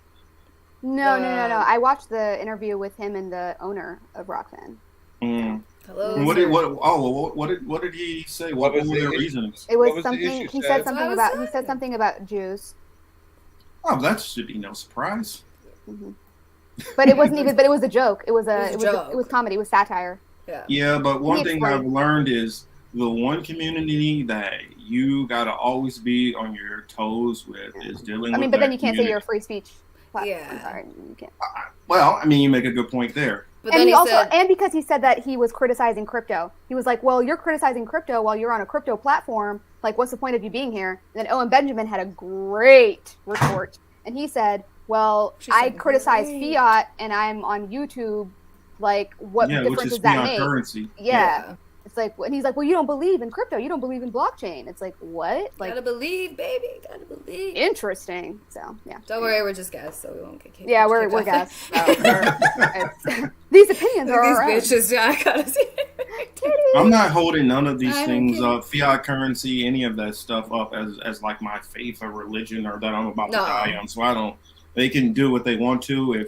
If they live and die by crypto, cool. Do you? If they live and die by, the paper dollar, Owen goldbacks, or Benjamin whatever, was criticizing crypto. That's why he got. He was like, "Why are you on this platform? Maybe it's not for you if you don't believe in it, stuff like that." And then he didn't. I'll say that I don't really, and I'll say this is one area because if I'm not in the know about something, I'll let you guys know that this isn't my expertise. I don't know nearly enough about crypto to be the one sitting up there, reading Crypto the Riot Act. So I don't do that. I'll bother you with information. Don't worry. But I'm one of those people like there's other people in my circle too that have tried to explain it to me and it just doesn't click. Some things just don't click, and that's one of those areas I'm like. They make it so complicated. They make it so complicated. Yeah, that's the thing. They make it seem so complicated. So you're like, oh, I don't get it, but Well, and I feel like they do that sometimes because they don't want people to understand it. So. Mm-hmm. That's pretty much it. Because it goes right and back so to I don't think some of that stuff I'm ever going to understand, and I think it's like the ballot initiatives. If you ever read them shits, it's like, why doesn't it ever say, like, do you want a penny tax? Yes or no? Yeah. They give you like 90 million words, and you're like, I don't know. So I voted no. No, that was the wrong way. I didn't know. So they do that shit on purpose. Mm-hmm. Yes. I mean, they definitely. You gotta be joking, right, Yipper? No, they do. That Dr. Jared Ball talks about it all the time. Yeah, I was just. Well, this is one thing I'll say, and if they get mad about it, oh well. There is none of these systems that are leading to Black liberation. Period. None of them. So I mean, you could say it. If it feels good to you to say it, that's cool. Yeah, but when you're swindling people out of their money, telling them they're going to be do it. I can tell you, it's a reality. None of these systems are about to do it. But then you also have people like Graham Elwood who say like, oh, crypto is going to be Bitcoin was created so that developing countries could fight against fiat. And it's kind of like idiotic to even utter. Then the other day when Bitcoin dipped, he's like, I don't know if I'm able to go to the movies anymore. I can't go to the movies anymore. I love going to the movies. Every business is going to have their product and they're going to want to sell it. And whatever you need to say to yourself, whatever you need to say to, push the product, whatever. I don't care. It's like if somebody at a lemonade stand, they're going to say, this is the best lemonade you're ever going to get. It's going to rehydrate you. It's going to rejuvenate your cells. Okay, cool. Is it really doing it? No. But so they can say oh yeah, I don't know. He can say whatever he wants, obviously, but it's like if you're leading people that way, and then like now you see things crashing, and it's like people losing money. Yeah, they might get mad at you because I'll say it like this. Yeah. Show me where the wealth gap for the Black community is closing, and if you can show me that it is fiat currency, gold currency, if it's voting, if it's crypto, if it's any of these things, if you can show me where a tie. For one, first you have to show that the wealth gap is closing, which obviously that's not happening. So any of these arguments already fall apart on their face. Mm-hmm. So that's just my. No, I agree with that. I don't think it doesn't matter which currency, what gold is backing it, what digital gold, whatever. It's like if you have the same people running it, same people in charge, it's like what the fuck do you think is going to happen? Same shit. Yeah, I look at it like this: the wealthy elites at the top have no interest in trying to really equal out things to bring the Black and brown population from the bottom. That's a fallacy. Mm-hmm. Yes, I agree. Of course. Hey, Ruby Krill, glad to see you in here. What you got? Yeah, you need Jay-Z to pop is this on the pushing it. screen? Yeah, first, but yeah, Jay-Z's trying to open a Bitcoin school or something in fucking, what is it? The Marcy Projects. Marcy Projects, yeah, in Brooklyn. Yeah. But I mean, he was, because I actually wrote about this because him and Jack Dorsey were doing the same thing in Ethiopia last year. Yes, I saw that. Mm-hmm. Oh, thank you. Cool. Now I have sweet. Sorry to take over for a bit. I had to go off camera for a bit because of this computer is a piece of shit. Okay, so just to bring it back a little bit to what we were talking about before, because I guess you did, talking about the artificial womb shit. So this is like a part of something I'm putting together about the Roe v. Wade thing. Again, Tokyo Shimp, I'm not a CIA agent because I can't even stay on one topic for more than 5 minutes, and I'm supposed to be reading off a screen. But okay, so back to the Roe v. Wade thing. So they're talking about viability, and one of the things they discuss as far as like how viability has changed over time and is heavily dependent on factors such as, quote, medical advances and the availability of quality medical care that have nothing to do with the characteristics of the fetus. So a lot of the language in here, again, is just going back to like how medical advances are going to come into play in terms of like, we're not going to need an abortion anymore because you can just extract the fetus. Like even the Catholic, they reference the Catholic Church. They say the Catholic Church, because obviously abortion's a huge issue within the Catholic Church, but it's because it's, quote, ending a life. So if you're not ending the life, it's kind of like it's like how I'm seeing all this is like, this is going to be a unity thing within when they kind of come out with these alternative approaches to abortion. Sorry, because I know I just kind of completely switched the topic, but just to bring it back to that. And if you're confused, please ask questions, like what I mean by this stuff. But I really want people to kind of focus on the notion of viability and what does that actually mean, and why do they have why does the state, as they say, have a vested interest in what viability means? Because at the end of the day, they see just all human beings as the way they value people is not the same as maybe like you and I, like all of us value people. There's a dollar amount on there. So if they can engineer and kind of create, the perfected type of human as they go on, and like, some babies won't, some embryos won't kind of fit the bill, and like who knows what will happen to them. They won't go into a bio bag and others will. So it's like just gets in a really creepy eugenics territory. And so that's why I don't mean to like put all my ire on the conservatives, but I do at the moment, because it's like I understand the feelings about abortion, and like I said, as I've gotten older, my perspective on it has changed. So I think that everyone should be able to choose, and now we've unfortunately got down the path where they have a vested interest in viability, therefore they're going to be able to mandate, in my opinion, based on what I've read, this is a little down the line, who can and cannot even procreate. Do you have the right to procreate? You have the right not to procreate. So it's just really creepy. So I don't know if you guys have any comments or questions. Yeah, and then Allie, the thing that you were referring to last time that Steffers had told us about. Oh yes. The thing with putting the sperm on blockchain, putting your ovaries on blockchain. That's what I mentioned. How does that thing work? I'm trying to figure out how do you make it into put an sperm on NFT. blockchain? You make it into NFT. Oh, as an NFT. Oh wow. Yeah, as a token. Yeah. And this is getting more into like some of that metaverse stuff. Yeah. Wow. I was gonna say I want to find the article actually because you laid it out there. Yeah, like tracking. They want to make everything so that it is able to be tracked. So if you can now put an embryo in a fake womb, you can track that literally from birth or whenever you believe life begins. Because I know that that's a debate in itself. But yeah, like what is that app called again? Eggs Chain. Exactly. Here it goes. Oh yeah, I want to throw a special shout out. Special shout out. I noticed over on the Rockfin side, we got Indy Left News in the building. What's up, Indy? Good to see you. What's going on? I've got another group you can look into, Indy. No, Sebs, go ahead about it's not. I know everyone's like NFT. What? Like this isn't. Yeah, literally. Not joking. So basically, where is it? Trying to find it.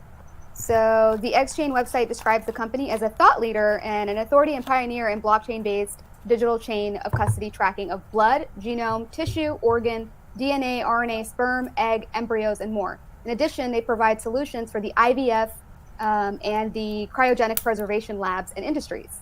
So XChain opened up an auction. Yeah. Archers just said it. Very Demolition Man-like. Mm-hmm. Oh, wow. Yeah. So basically, back in 2022, back in March 2022, XChain opened an auction for their first publicly available sperm account on blockchain.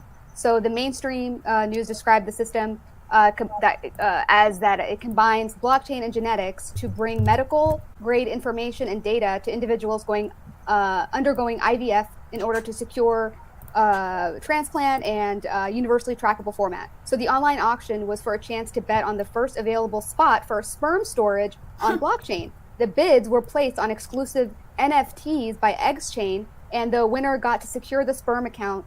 Sounds very eerie. So I wrote about this like right after he made that video because Allison told us about but the XChain thing. It's horrifying. So, yeah. So it's just put that link in the chat. It's just interesting. Yeah.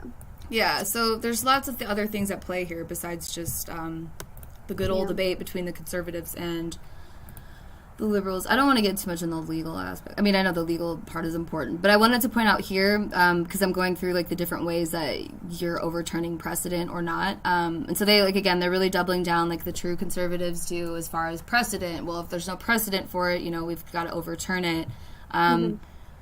But even going into things as far like why I highlighted and underlined legislative bodies, because I'm telling you, this is going to go back to the states and it's going to get It's going to be the one of the fanfare topics for the midterms coming up. Like you said, on a superficial level, for the Democrats now they can use it. Both sides can use it, but well, I honestly think it's going to. I honestly believe that it would more backfire on the right. It's kind of one of those situations where they've been chasing. It's that dog chasing the car, and now you finally got the car, and you never thought of what the consequences are going to be when you catch that car. And I don't really think that a lot of conservatives realize that this is going to literally set up a wave of opposition that I don't think they've ever faced. And so for those people who care about electoral politics between Republicans and Democrats, which none of us do, we're just commentating, I think it's going to really backfire on the Republicans, and it's going to do what the Democrats intended by letting this all fall by the wayside. And meanwhile, underneath, there's so many other vested interests that are going to be able to push forward more biotech. Because that's the thing no one's really focusing on is like the emergence of biotech in the last 3 years. I mean, they were emerging prior to that, but they really are huge. It's not just big pharma. Biotech is actually bigger. Big pharma was breaking up anyway. And that's something also that I was trying to bring attention to. When everybody was talking Bilderberg, I was trying to bring attention to that. Okay, let's not just talk about the elites getting together and let's try to figure out, okay, what does this have to do with that? Why are these meetings happening? Why are these people meeting with these people? Try to figure out a method to the madness. At least come up with some kind of guesses or theories. Don't just say, oh, well, this politician was there and that politician was there and that's good enough. At least have some theories on what the hell is going on and why they're doing it. And I believe that the biotech and pharmaceutical industry and all of this stuff is all combined together, combined with state and combined with corporations. And this is literally starting to move to that more neo-corporate fascist, empire, but it's doing it slowly and making you think you still have a choice. That's the reason why if you're still voting in this system, all you're doing is giving validity to legitimizing a completely broken and corrupt system. Yeah, well, it's designed this way. I mean, if you want to vote, go ahead. Yeah, if you want to vote, I don't do have, it. I don't have a problem. Yeah, it's just more like I just don't really. I don't know, Hey, but like you were Steven, saying, Alex, but even with the specifically that very important point about the biotech companies, because I feel like it's kind of like now it's acceptable to be against big pharma. It's like raging against big pharma, like Pfizer, this, that, and the other. Okay, sure, right? Like we got still that. Even that's only a minority of us that are on the so-called left. No, but that's still allowed. It is allowed. Right. That's part the part of the discussion as far as we're not really talking about the fact that these biotech companies, it's decentralized big pharma. These are because people realize we know, I'm sorry, especially in Africa, people fucking know Pfizer and it's like, you know what I mean? These big Johnson and Johnson. Are you kidding me? Like their baby powder that with the freaking what is it? The talcum powder. Yeah, the talcum powder. Yeah. Like it's like these things they've already gotten a bad name. I feel like even with this health situation that we went through, I feel like there was even a psyop within that because like that was almost like the takedown of big pharma in a very like covert way. But I feel like because to just makes people see like how incompetent it is, not because they're not, because they are, but because they're rebranding into these like decentralized biotech companies that are a lot less noticeable as far as like pinpointing like where it's coming from. Right. Like how many did you say are in Maryland? 500? 500 in Maryland alone. Well, we got a society. We have NIH here, so. We got a society literally with like the memory of like Dora the Explorer. So, I mean, not Dora the Explorer, but what is it? Dory from Finding Nemo. They literally, everybody was up in arm about the Sackler family and what they were doing. Everybody was up in arm about Johnson and Johnson. They were up in arm about all of the billions of dollars that have been paid out to these pharmaceutical companies have had to pay out. All of these people were literally to come at them with torches, and then let a situation happen.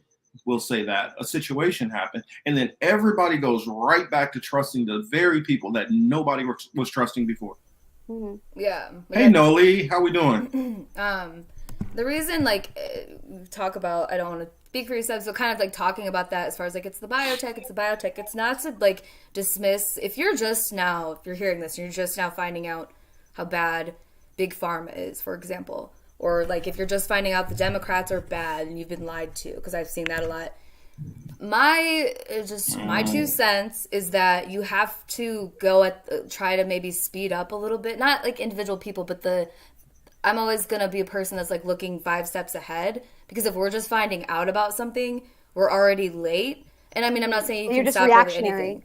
Yeah. And so it's like, it's always good to just keep moving forward, because if you know that they release things that are going to distract you, can get caught up in that. I mean, I'm not saying I'm perfect and haven't, but like biotech is the new thing. It's very, you hear the word decentralized and like that they use that for a reason. That's why you have, Dr. Malone out there raging against big pharma and stuff. It's because like, you think Dr. Malone is just like an independent actor? Like, are you kidding me? Like there's a whole other industry to be made out of like being against big pharma, like in that world, as far as like, he gets to go on Rogan and do this. That's the acceptable parameters in which we're supposed to operate. And to me, I'm just like, I don't want restrictions. Like, I don't want restrictions. I'm done. I don't want any restrictions. Yeah. It's like, it's cool to be like, a big pharma, rage against big pharma. It's like, bro, look at the biotech companies, man. Right. Like, you know what I'm saying? Like, look where the money is like really going. San Francisco. Like, with these angel investors, like Ali, we were listening to that venture. Yeah, the venture capitalist yesterday. Talking.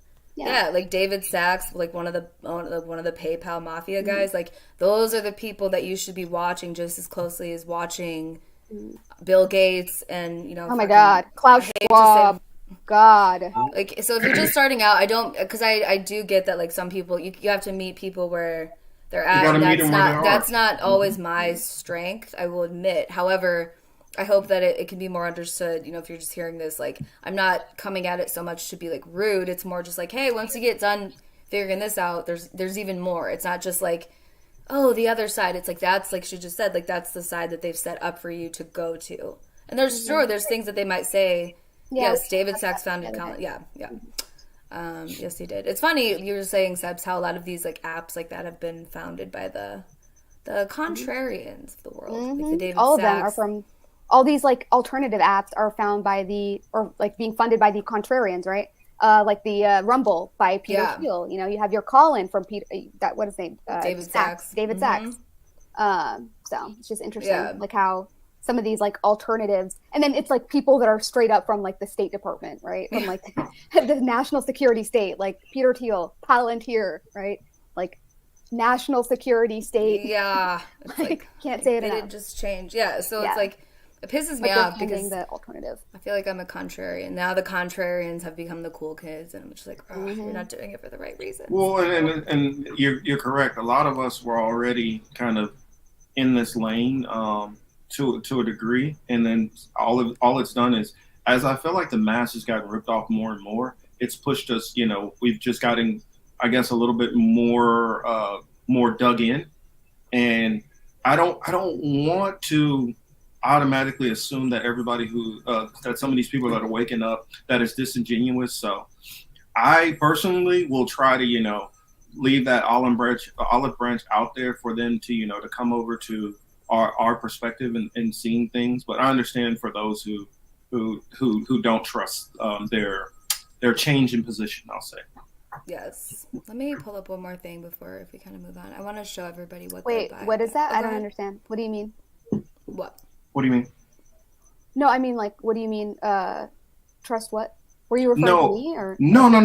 What I'm saying, I know not only you. I know a lot of people who were like, I don't trust these new people who are coming over to question and everything. I think that they're doing it as grifters and things like that. Yes. And some of them. I mean, I'm not just saying that. No, hold on. I wasn't saying that just like randomly from Dr. Malone. I looked into this. I wasn't even talking about Dr. Malone. Oh, I'm just talking about random people in general, because there has been a lot of people over the last probably year or so who they were dyed-in-the-wool blue Democrats, or they were running around screaming, I'm a communist, socialist, blah, blah, blah, blah, whatever. And then all of a sudden now they're in the same camp that we're in.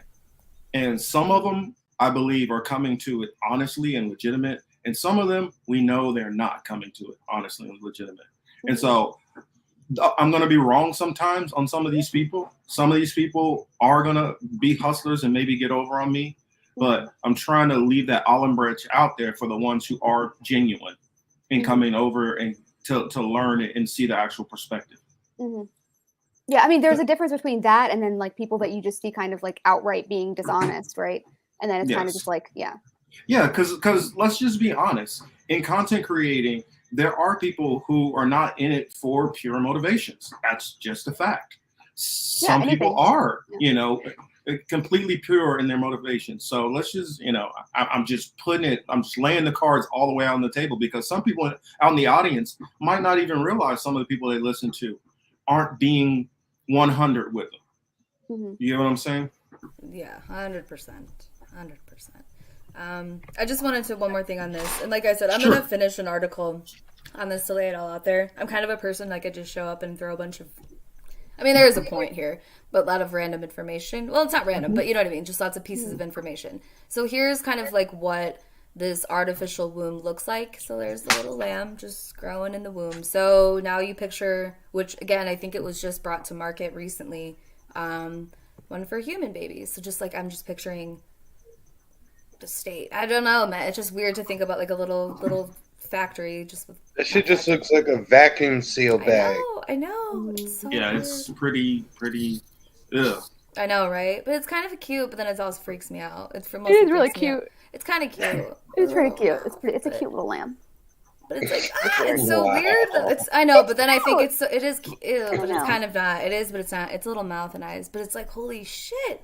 It's just not natural. And I know that like the argument will be like, well, this can help women that are reproductively challenged, but it's like, you can't keep falling for that. Like that, there's not another. No, we could find a better way. We could find a better way. If the challenge, like, it is what it is. There's adoption. There's right. Take care of your niece, nephew. Take care of your niece and nephew. You probably got a sister who don't be paying attention to her kid. Right. Go help with that. Go help your sister out with the kid. Oh, seriously? Yeah. Well, I'm like, I'm pretty sure they could like come up with some kind of list of people who are like volunteering for kids, and they're like, "Yo, I'll take the kid. Don't abort. Don't do anything. I will sign right up." And so it's just the system. Like I think Steven brought it up earlier. The system is so broken in that process of getting children with families that want a child versus a person who does not want that pregnancy. Yeah. And that's where the problem is. There's a question in here.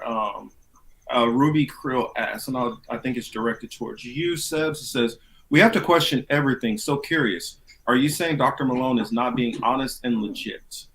Oh, I'm saying that he is putting out the appropriate narrative that is supposed to be within the parameters of like how we're supposed to discuss this health event. So he's putting out the opposite narrative of like, oh yeah, like, you know, the trials weren't good. We need more testing. We need more data. So he's like basically perpetuating a track and trace and test and test and test all the time type of paradigm. So he's not saying like, oh, big pharma bad, and like, you know, then going, you know, deeper with that. It's like he's just kind of staying there and then saying, oh, it's because we need more testing. We need more, you know, alternative, what is it called? Alternative medicine, right? Which isn't like necessarily a bad thing. But then you look at his investments and like what he's been working with, right? As far as just like, first of all, like he's been involved in Zika. He was involved in all sorts, like Ebola, all sorts of things. So he's been part of this establishment. So yeah, I get what you're saying. It's like there can be truth to what he's saying and what he's bringing out, but there also at the same time can be a motivation behind what he's saying that is motivating him to have this perspective at this particular time. I think that he is part of something much more. Well, I'm just saying it more vaguely, but yeah, I get what you're saying. But I mean, I look at it like this: anybody who is able to get in front of the mass television screens or you know, reach in front of large audiences, we have to question all of those people, because you're not allowed to get on these platforms this large unless there's some degree of approval from the people at the top. Yeah. And if there's approval, why is there approval? The alternative. He was talking about like medication, like just he was talking about what is it called, like the preventative care, right, for the health event. So it's very much like, but then he was also invested in some of the stuff that he was selling. And I'm not saying that you can't be invested in things you believe in and then, you know, tell people to get it because you believe in it. Maybe that is where he's coming from. Fine. However, it just seems like if you've been watching the whole circus of this whole health thing that we've been going through, he's part of a very specific ilk, and it's all about, you know, big pharma, you know, Pfizer, Johnson & Johnson, whatever. But then it goes to test more data, more tracking, and it's like, wow, you're literally you're a proponent of a biosecurity state. Yeah, that's what you are. That's what we're doing. That's the trick. And how is that any different than what the Bill and Melinda Gates Foundation is trying to push for? So it's like it's just a different funneling you to the same place. Yeah, just with different narratives. Yeah. Well, that's what I've honestly told people about the difference between the right and the left. It's just that's a lane which I kind of understand more, and I believe that you and Allie understand more of this like biotech research a lot better than I would say myself and probably Chris does. They're creepy, and they're branded so well. And that's why I wanted to have you guys on, because I know you guys know that this topic's very, very inside and out. So I wanted you guys to really be able to lay this out. It's not that, and I just want to say, like, it's not like it's like a good time, because I do understand that people are going to say, like, well, I don't think he's being dishonest because it's one thing to learn you've been lied to by, you know, one crowd. Then you go to the crowd that, like, not saying that everyone does this, but, like, you hear something and you're like, yeah, they're right, like, about, you know, fuck big pharma and, like, this and that and the third. But then it's even harder, I found, to pull people out of that new camp and realize, like, oh, okay, you know, maybe Dr. Malone's not being fully honest. It doesn't mean you can't take information from it. You should take and extract information wherever possible if you can, you know, verify it and make sense to you in terms of, like, figuring this all out. But you don't want to fall into the camp of just being like, oh, well, you know, they said this, he says good things. It's like the fucking jackass down the streets could say good things. It doesn't mean that you need to follow him to, like, you know, the land of the free, you know? So it's just always staying, I guess, mindful of that. And that's where it's, like, not really a great time to, like, you know, always say that to people, because they get immediately, not saying that happened in the chat, but this has happened before where people like, well, what are you talking about? Like, the World Economic Forum is all this, blah, blah, blah. And, like, you know, Malone's out there fighting the good fight. And it's like, is he though? How do you know that? Because he said one good thing? I mean, I say all the time, the people who are, like, focusing everything on the World Economic Forum, this is like fighting against Hydra and you're only going after one head. Yep. There's so many heads attached back to this body, and if you're not going to the root of what's doing all this stuff, you just fighting on the outside is not going to make any effect. Also, I just my opinion, I don't believe that there's much you can do, because if you don't know your enemy and who you're fighting and what fuels the enemy and where the enemy is, how can you even defeat the enemy? And most people don't even have a clue of the enemy yet. Marcus, I will add, though, one thing to shoot them a little bit of bail, is that from the start of COVID, they have positioned themselves as an authority on several matters, right? Now, clearly, we know that there are other entities, people, groups, etc., that exist in addition to the World Economic Forum. But I just wanted to make that point that as it related to COVID and policies and things like that, many countries moved lockstep with what they said. So it is worth, at least pointing that part out, which many people have done, Yes, that is important, definitely. If anything, it shows you what things are agreed upon. It kind of shows you as far as nation states and like the actual trajectories versus what we're told in the terms of theater war. I'm not saying that people there aren't geopolitical aspects to this as well, but there are certain things that are agreed upon. And a lot of this all kind of goes back to, the shifting of monetary policy and how finance is going to work globally.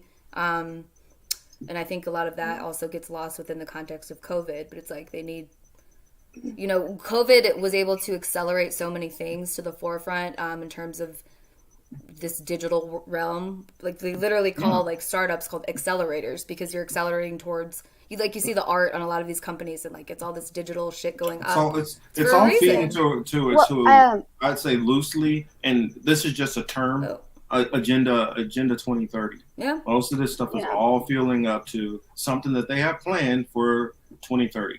Well, I was going to say, to add to what Chris was just saying, as far as like, they were moving in lockstep, or it seemed like they were moving in lockstep with like the World Economic Forum and what have you. However, if you actually look at some of like the legislation, even like if you look at the Cures Act, right, the 21st Century Cures Act that was like signed in 2016, right before Obama left office, that literally set the stage for all of the things that made it legal to accelerate everything that they did in Operation Warp Speed. Like that was the bill, and that was a bipartisan bill. And the only three Congress people who like spoke out against it were like fucking Elizabeth Warren, of course, like always randomly has a good thought, like where she's like, this is a bad idea, maybe we shouldn't accelerate medications and serums and things, but literally like all the stuff that got like accelerated, all the breakthrough stuff, like the Operation Warp Speed, all of that like was pretty much all of the things that cleared the way for shit like cleared the way, and that was in 2016. It was like remdesivir to hit the market immediately, and be readily available for distribution almost as soon as you tell us the name. I don't even know how to spell the shit, and you already got it in the store. Like, what the fuck? There were so many things that they just like they dotted all their I's and crossed all their T's, like with that just with that act alone, and it was bipartisan. So you never heard about it, right? Because all these other even like the Ukraine thing or whatever, you're like people are arguing about it, but the shit that like they pass quietly and bipartisan, like you should fucking look at that shit, because that shit is like real creepy. It gets real creepy. Yeah, definitely. So yeah, that's crazy. All right. Do you guys want to argue about jerking off again? I'm just kidding. Well, I actually got one. Wow. That'll get us started on some stuff right there. I know that'll get Chris will the gay agenda what Darius put in there, but I'll save that for another time for us to get fired up again on that one. I ain't got no more of those problems. I'm good.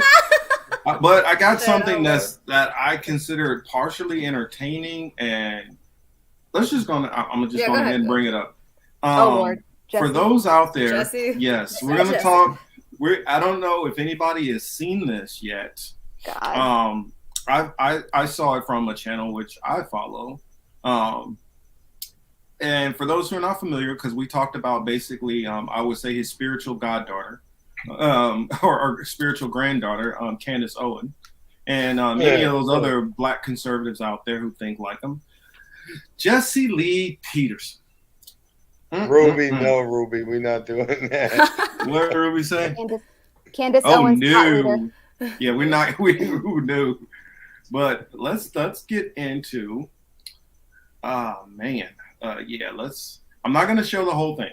I'll let you know that. Oh yeah, by the way, the videos about the artificial wombs, I put them in the description box. So if you guys want to see that full article, and I put the main link to Doom&Gloom's channel, so you guys can make sure to go over there, give them some love, check out some of their content.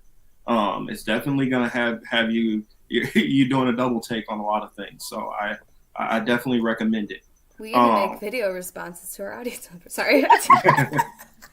But the title of this one kind of is in the faith realm, but because this person is a faith leader and he dabbles in politics, I felt like we gotta pull his card and bring it on out. So let's see. Oh God, the title. I'm sorry. The title. Oh yeah. Oh, let me pull that back. Christian Jessie Lee Peterson exposed for being a homosexual.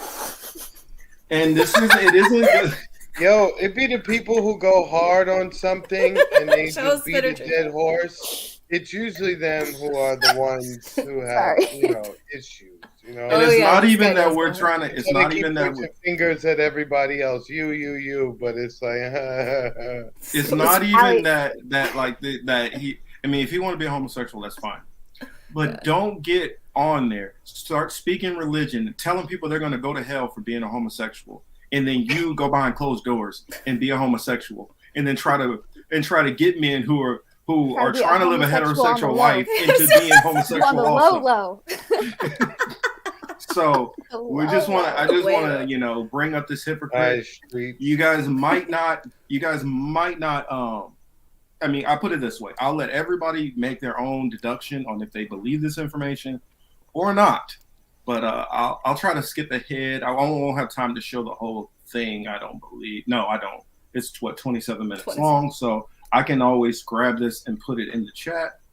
But yeah, this was interesting. First and foremost, I want to give all praise. Okay, let's skip ahead.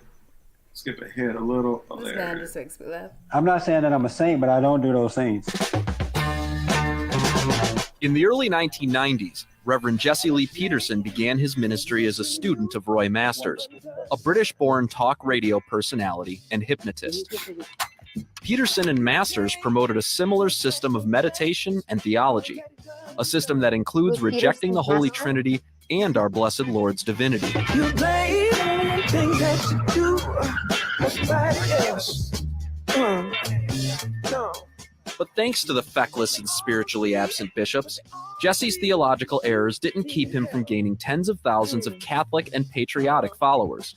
Jessie's draw for conservatives was his commentary against the Marxist group Black Lives Matter. Black Lives Matter, radical so-called social justice warriors, they were chanting, what do we want? Dead cops. When do we want it? Now. Pigs in the blanket, fry them like bacon. And people went out and started killing cops and everything. When did they start killing cops? Dude, exploiting many angry American men's desires for a stable family life, Jessie would directly call out feminists for their role in destroying the family as well. Sexism is a made-up lie, and it's been made up by women who hate men, who hate the family, who hate the unborn child. The 73-year-old even visited the Church Militant studio in March, when senior executive producer Michael Voris answered his questions about Catholicism. He just said he's awesome. Did Jesus just rise from the dead in spirit, or did his body come out also? He was, maybe his body came out, I don't know. But I know that's a big deal. He rose in the spirit. That's what. No, he rose in the body. Why I want to make that. But he rose in the body. You can't say he didn't walk out of the tomb on Sunday. And for what we knew at the time, Jessie was an ardent opponent of homosexuality in and outside the church, and presented himself as such. The spirit of homosexuality is of their father, the devil. God. It's not them, the person. It's the spirit that made a home in them. And it came from them overreacting to some sort of a situation in life, whether it's from someone messing with them when they were kids, or overreacting to an angry mother, because you become like what you hate. But shortly after the March interview, friends of his came to us with a different story. These stories first came to light when Jesse's former co-host and alleged decade-long gay lover exposed him. 61-year-old Patrick Rooney has known Jessie for nearly 30 years, Marcus and I are not dating hugging back like to that. roughly 1992. Everybody knows We'll do the Patrick dab, Rooney, but not like that. one of the We're not smartest white men on this side of heaven. The two were so close that Jesse was the minister at his wedding and the pastor at his baptism, long before Rooney claimed any homosexual activities began. Right around that time, I also had started a TV his show. wife was the beard. I was doing a public access TV show in LA, and with a friend of mine who had gotten off heroin and wanted to. He asked me to be involved in the show to help other people get off drugs and things like that. So we started the show, and one of our first guests was Jessie and another gentleman from Bond. So we did a couple shows with them, and from that time forward, right after the show happened, Jessie and I talked in the green room, backstage. I know, right, Kevin? And right off the bat, he started asking me stuff. Jesse's very forward with his questioning and things like that. So he actually asked me right after that show, are you gay? Rooney's characterization shows that Jesse allegedly used similar grooming tactics as other homo predators, like Saginaw priest Father Robert DeLand, who asked similar questions when preying on a young man in 2017. To discover that you have some gay tendencies is a fine thing, because then you don't have to be so confused. Right. Do you feel less confused? Do you? Yeah. After Jesse discovered Rooney's same-sex attraction, his relationship with Jesse was taken to the next level. Bit by bit, Jesse began edging him closer and closer to sin. Once he moved up there to do the show, we stayed in the same house. Jesse would kind of do some things, kind of horseplay and stuff like that with me. And at times he would do stuff where he would like grab me and then we'd kind of wrestle around a little bit. And then I'd feel his, private parts against me. And he did that more than once. So it wasn't like an accidental thing. He would kind of do it. And why then did I just think even about mention she it, touched like, my belt? What's that or whatever. And he would kind of play around and joke about it. Fast forward to 2005, and Jesse was ready to make his final move. We did a conference with them called Moral Reconstruction, which is kind of ironic. I thought of that song by I remember that, Kelly. Called Moral Reconstruction. We did that first conference was in 2005, and we did a follow-up conference in 2006 with them as well. And I went with Jesse to Washington, D.C. For this conference. I was a fundraiser at the time. And so we did fundraising. I was part of the conference. While we were at the conference, we stayed in Virginia. Because he liked it. Near DC. So we were sitting on the bed together, and all of a sudden he turned to me and just looked at me, and he said, "What do you want to do?" He started playing Secret Lovers. Secret Lovers. And he said it in a tone that was really insistent. And I'd never seen his tone from him before. It was like kind of scary. You know about that, Sam. What do you want to do? Like what you want I to do? knew what he meant, and then I told him, okay. And at first I'm scared, and I'm like, okay, well, I'm playing along here. It kind of threw me off my game, I guess, in a way. I think later I realized that's kind of something that people do sometimes. It's like the devil works in a certain way by intimidating you. It throws you off your normal game. And so he said, "What do you want to do?" And he's like, "Okay, I'm scared." And then I told him what I want to do. I mentioned sex acts, that he knew about, that I had already talked to him about, that I was interested in. And next thing you know, he's ripping his clothes off and coming at me, basically. And I did the same, took my clothes off. And the next thing you know, we're fully at it, having, not getting detail here, but basically full-on sexual acts. Rooney's recollections show that Jesse mirrored DeLand's sexual advances almost identically. I love you. Love you too. I know. What are we going to do? I don't know. No, what are we going to do, really? Rooney's description shows that after their sexual encounter, Jesse began intertwining his private homosexualism with blasphemy. After we had just done the first sexual act, and then ever since then, he told me that once we did this, I was born again. This sounds crazy, but this is the absolute truth. He said that I was born again. He would remind me of that through the years. Following being born again, Rooney contends that his sodomitic relationship with Peterson went on for roughly 10 years, until Rooney decided to come clean to his wife and son. My son was really angry. My son was mostly angry at me. because he had Jessie on such a pedestal. My son had Jessie on such a pedestal, he literally thought Jessie could walk on water. We got on a phone call, we talked to Jessie, and as soon as we brought it up with my son on the phone call, Jessie denied it. And I said, Jessie, you're a liar. You're lying. You know this. You know you're lying. And he finally came out and admitted to my son that he did that. Rooney later moved to Florida to get away from Jessie. But according to Rooney, Jessie couldn't handle the relationship ending, offering him several bribes to get him back to LA. It's typical for homo predators to try and cover their tracks using a cornucopia of strategies to shut people up. In the case of Father DeLand, it was now deceased Saginaw Bishop Joseph Sistone, who remained silent on DeLand's abuse for years. While serving as an auxiliary bishop in Philadelphia in 1994, Sistone allegedly watched as documents containing names of up to 64 suspected sex abusers were shredded, earning him the nickname Bishop Shredder among the U.S. bishops. According to Rooney, for Jessie and those loyal to him, the strategy was to bully and silence all victims and witnesses speaking up. Jessie did throw me under the bus, basically, and other people that did anything like that, and still does. If anybody comes up with it, they'll keep anybody off the air. You're talking about other victims? Well, other victims, and he'll make sure that if anybody talks about these things, calls up his show or does anything like that, they were not going to get through on the show. Patrick explained how easy it was for Jessie to discredit victims, given Bond's history of seeking out troubled young men. A lot of the people that Jessie brings around him are troubled young men, right? Have drug problems, right? Some of them been in jail. So it's pretty easy to discredit a guy who's been on drugs. You gotta love the music, maybe in right? jail or something like that. It's let me see. pretty rotten thing to do. Beginning last November, Rooney began writing a collection of blog posts hinting at Jessie's predation, leading him to a shocking discovery.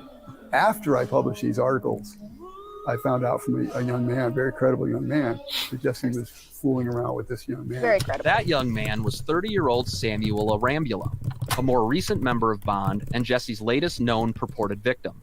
I started going to Bond around May 2020. 2020. This was during the coronavirus lockdowns, everything. As soon as they opened back, they were doing live broadcasted, no in-person church for like 2 months or 2 weeks or something like that. But as soon as it opened up, I went. That was May 2020. Jessie, what he likes to do in the church is he goes around first-timers. He goes around first-timers and says, introduce yourself. What's your name? You know, how'd you find us? Where are you here? The first thing I said, my name is Samuel, and I'm here because, you know, you helped me a lot. I went and forgave my mom. I went and forgave my dad. I had a lot of anger, and I just dropped that, and I feel way better now. I'm really, you know, growing, and I want to thank you for it. Among him are 3 other alleged witnesses and victims who also chose to tell their stories. Yeah, Yipper, he has gone wild. Samuel began his relationship with Jessie professionally, washing cars for him and doing other cleaning work at what they call the Bond House. The Bond House is where Jessie and several of his male staff currently live. And when Samuel began opening up to Jessie about his past, things got personal. I was molested as a boy, so I was like, Jessie, what do I do? Like, this is weighing heavy on me. What should I do? He said, forgive him. It's in the past. Our relationship progressed slowly, closer and closer. I didn't suspect anything weird of it. There were certain times where he began hugging me where I was like, whoa, I've never been hugged by a man. Like, what was this? But I was like, this is, I guess, he would just tell me like, you know, I just love you. So I'm like, okay, I guess you know, I love you too. But much like with Patrick Rooney, Samuel states things went from casually close to mortally sinful. So Friday afternoon, evening, I go to Jessie's house and I am sitting in his couch, relaxing, you know, I'm kind of avoiding the LA traffic, peak hour. So it's a good deal. And I get to stay somewhere with someone that I respect, friend. So then by this point, we're already real comfortable with like hugging and all that stuff, you know, just hugging for long periods of time. I thought nothing weird of it. I guess my guard had already been let down completely. So I'm sitting on this couch, he kneels down in front of me, and then he wraps himself his arms around my waist. And I'm like, okay, this is kind of weird, but I'm like, Jesse, why are you doing that? He's like, I just love you so much. And I'm like, okay, I guess. I was just like this. So then he starts rubbing my thighs.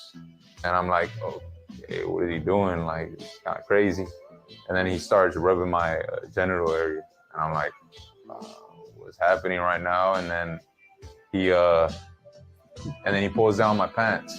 And then I'm like, I'm shocked. I'm not saying anything. I'm like, my face is like, whoa, what the hell is happening right now? From there, Jessie instructed Samuel to go into his so-called meditation called the silent prayer. And he's like, doubt all thoughts are lies. Everything Satan is telling you is a lie. And I'm like, okay. But inside it's telling me, hey, this is not good.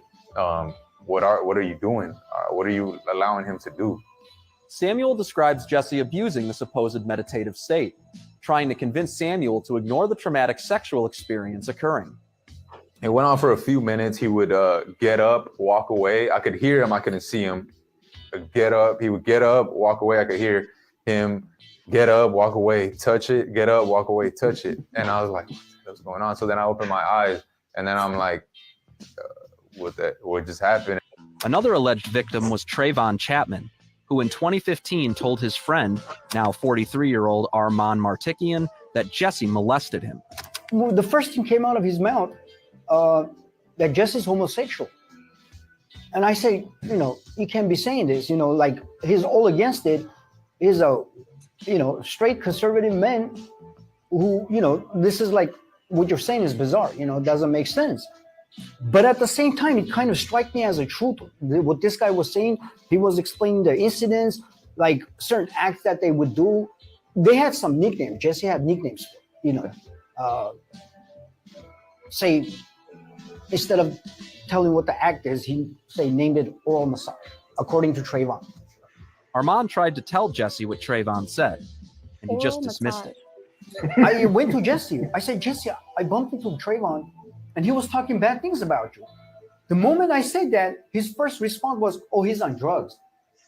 When he said he's on drugs, shivers went down my spine, like, uh-oh, aren't you going to ask what he said about me? Trayvon has since disappeared.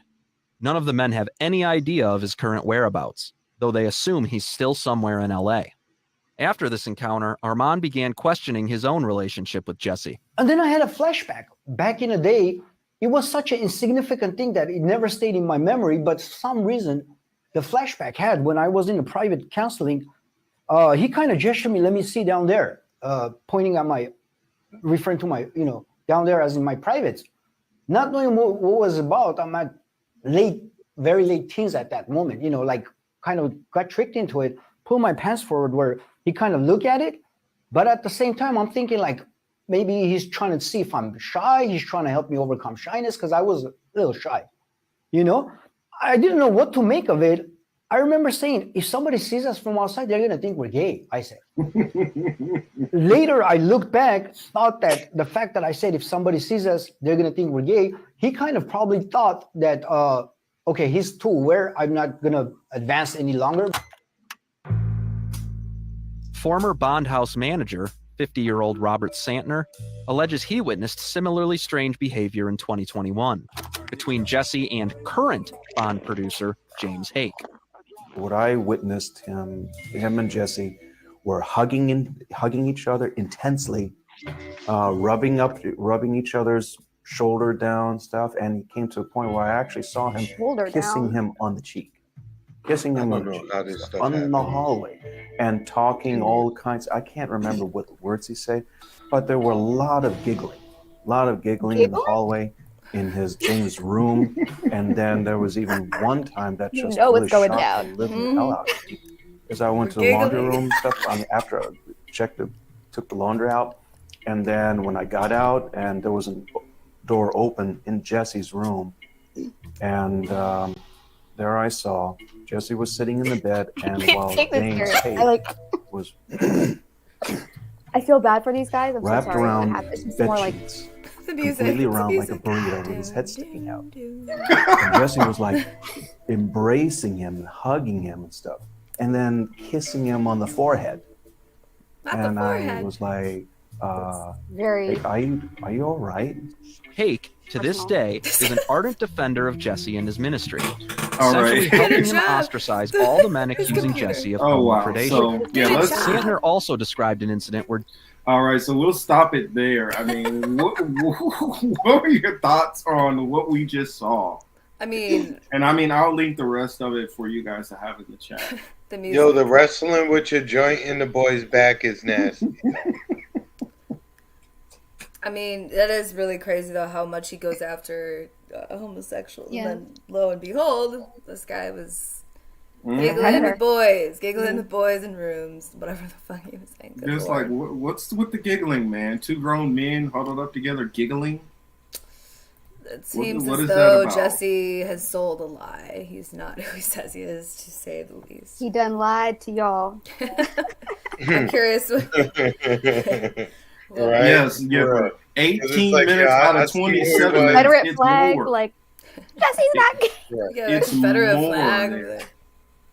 Mm-hmm. Yeah, Ladarius says this shit crazy as fuck. Yes, it is. And dude, I can show you more shit. Like on his channel, he got another one where it's this priest where this guy sets him up where he thinks that he's talking to these two underage boys. Oh. And this is a Catholic priest who gets caught in the act. And so he has that on this channel also.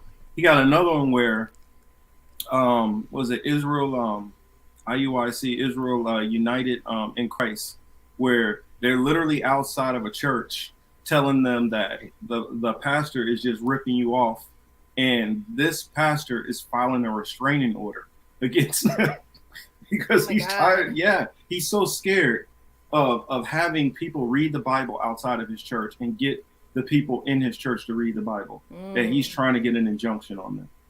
He got another one on there where, and all of it's not all religious type. Like a really good one I recommend everybody check out. One about, what is it, Norman Lear, where Norman Lear pretty much ripped off this one guy, this one black guy on Good Times, Sanford and Son. I can't forget the other show also, but it's like literally like 3 or 4 shows, which all got ripped off. And Norman Lear, like, oh shit! New episode of P Valley tonight. Any of y'all watch that? I don't think that they were grown men either. I really don't think they were grown men either. I think these were consenting men. They probably wanted to get some money out of him or something, and he told them to go F off, and so they're like, all right, we're going to come at you. And exactly, Wesley, the Jeffersons. That's the other one. Wow. Norman Lear stole all of those. Damn. I didn't know that. Yeah. Let's see, did I put it in the chat? What else is new, right? Right. And this is the same gentleman who actually made the movie Coolie High. Oh. Okay. So they literally blackballed him out. Yeah, I Damn. forgot. Yeah, he is Chicago connection. He grew up in Cabrini Green. Here goes no. Oh, okay. Wasn't Friends taken from Living Single, technically? Wouldn't be I've heard that. surprised. That's a good show. But I can't confirm that. But Living I Single will is look that much up funnier now than that you this. said that. Now that you Just said thinking that, of I'll the definitely GIF, look it up. where she's like just walking around. But here is the. Here goes. You caught the reference. I see. Did it go in there? Oh, down in the valley where the girls get naked. What the heck is going on with this? Hold on. East. Why does it just keep saying share? I do not know why it's doing this. What is it doing? Let me try this again. I'm trying to share it so y'all can check this out. This whole clip. It is a funny show. It's funny and it's like ratchet at the same time. Y'all ever watch which show? P Valley? Which is a funny show? P Valley. Never. I'll have to check it About out. the strip club in Mississippi with the gay dude who runs it. Oh, that shit is hilarious. Oh wow, no, I'll have to check that out. It actually sounds Yeah. interesting. Uncle Clifford. Well, Uncle Clifford. That's your dude, I know. Yo, he's funny. I just can't watch, the parts where, they doing their thing. I have to turn my face. Sometimes some things get a little explicit. Too hot and heavy. Yeah, it's a little too much for my virgin Too hot eyes. for I TV. can't see that. Yeah. I'm good. Yeah, I'm gonna grab this Norman Lear one real quick and put this in here. But I will say, Living Single was funnier than Friends, in my opinion. Of course. Yeah. It's not even a question. No, I mean, Friends could be funny. Like, they had their own, but it was like, Yeah. I don't know. Like, it's just so much funnier. I don't know. I don't think I've ever watched like 2 episodes of Friends. Like, well, that's all right. It was always weird to me. Friends Not bad. was basically a predominantly white cast in New York, and I'm like, Like, how expensive hell? is that apartment that you're living in? I don't know. They made it I'm seem like- like that would be a very attainable life. Living Single was cool. They all had good personalities. Mm-hmm. Yeah, I like I love Maxine. Yeah. Yeah. Oh, so Maxine. you're the Maxine girl.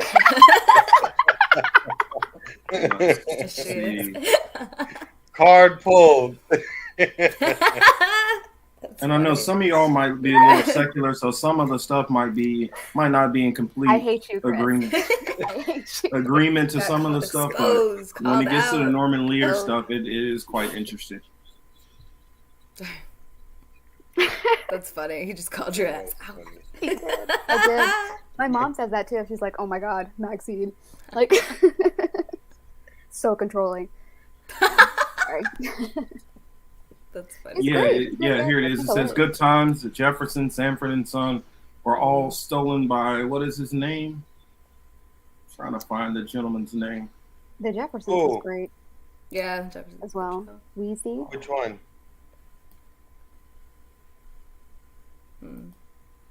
Or I guess you know what? I can pull up a little bit of it. Marcus, what you doing? If you lower your glasses anymore, you're gonna look like an old man trying to Shush. figure it out. Like this, Sonny. Shush. I'm gonna put a little Like, bit what of it is up on he the screen. looking for? That's funny. All right, here. What are you it looking is. for? Yeah, I was gonna put a little bit of that video Kelly. up on the screen so I you knew guys you can had see what I'm good talking taste, about. Kelly. Here it is. Oh, okay. This is the dude who created it, the dude that you're looking at right here. And as you see on the screen, it says Norman Lear is a racist, a hypocrite, a thief, and a liar. All right. So this is the guy's the same people Turn the as volume a up. fake Levite, right? Okay. And it says right here, this guy Norman Lear stole all those things from this guy right here. So while Dave's over there talking about, oh, we give to the world, we give to the I world. guess I have it all the way up. To the world. This is just one example of what we give to the world and how it gets stolen by people that look like the Amalekite, right? So let's just get into it, man. Norman Lear is a racist, a hypocrite, a thief, and a liar. This is a man named Eric Monte. He was one of the creators and writers of the Norman Lear show Good Times back in the 70s. He says This guy talking about you guys give no contribution to the world. That guy looks just like me, doesn't he, Dave? Damn liar. But don't worry, we got something for you, snake. Yeah, Sergeant is pretty fired up on this one. the show, and that Lear has wrongfully claimed credit for creating a number of shows that were based on characters or ideas that Eric came up with. I said, if you want somebody funny to own the junkyard, you need to hire Red Fox. And Norman Lear said, Red who? And Norman Lear said, no. This is a white show. 2 months later, he was doing Sanford and Son with Red Fox. I've always thought it was a little odd that Norman Lear, this Jewish guy from New Haven, Connecticut, could single-handedly create every single groundbreaking television show featuring working-class black families in the 70s. But when I first heard that... See that? All those shows we've seen. Jews who came and stole it from a black man, but that's nothing new. That's what's been happening here the whole time we've been here. But that's part of the curses, isn't it, guys? was a black man who was accusing Norman Lear of poaching his ideas and not giving him the proper credit. I have to admit, I was a little skeptical. I gave you guys a little bit there. and I'll warn you, Sergeant can get a little fiery, so hopefully y'all don't take it too offensive, some of his harsh comments. But the information overall was straight. Oh, was that? Oh, I have no problem with harsh comments. Oh, okay, good, because Sakari is full of another harsh day. comments. Especially in my house. So we got a lot of people with harsh comments up in this house. Mm-hmm. If they're watching. Hell no, Ruby. In fact, if you look into this, he got awarded all kind of He got accolades. awards. Yeah, they gave him awards on top of awards. Why does it not? Yeah, he gotta be surprise me that clowning me that for my happened? glasses. It's all right. When I get my contacts, you guys won't be clowning me on that anymore. Aw. Yeah, Sakari. Yeah, oh yeah, oh yeah. Sergeant Yatab is always on fire. So I was watching one of those videos. They were in Chicago, and I mean, okay, I just have to say some of the titles kill me. They're funny. They're like these, the Esau or Edomite lady. I don't know, these two white girls. It was just funny because they got really pissed really quickly, and then this other guy came up, and some of the videos were quite entertaining because I think this girl actually got down and like kissed his feet, kissed his or she was. boots? Yeah, Yeah. I was like, oh Lord, oh boy, it just like the whole. oh yeah, I know the scripture. Yeah, a lot Yes, of you- them. Yeah, I know. I don't go that route. I don't feel it's beneficial. I feel instead of going that route, if you got somebody to already, agree with what we're saying and bringing out, especially if they are other people who say they are this, but you prove to them and they agree, well, no, that doesn't fit me. Instead, why don't you just have them get on their Instagram or whatever and put that information out so it spreads throughout their circle instead of just using that for, I guess, what that makes you feel better in the brief moment, which it's kind of irrelevant. I don't believe in that. I believe, you know what? No. Instead, it's more beneficial to get those people to spread that information, because what I've learned with especially a lot of black people is, in order for them to believe something a lot of times, they need to hear a white person say it. I guess it depends on the person. Yeah. No, but I'm talking about overall, a lot of black people. I mean, even my own grandmother she wouldn't go to a black doctor because she didn't believe a black doctor was trained well enough. Wow. And it goes into like the mental manipulation that has went on in this country of literally making people not feel within themselves that they're even equal. And that goes back to the separate but equal thing with Thurgood Marshall, where it had the little black girls and they looked at a black doll and a white doll, and they said the black doll is ugly. So going into that, they're internalizing at an early age that they're ugly and the white doll is beautiful. And so when you start putting that into people's mentality at an early age, it affects a whole community. Yeah, dramatically. Yeah, generations. And so, and it's funny. Reality says, "Are you kidding me?" No, I'm not kidding you. I'm giving you 100% facts.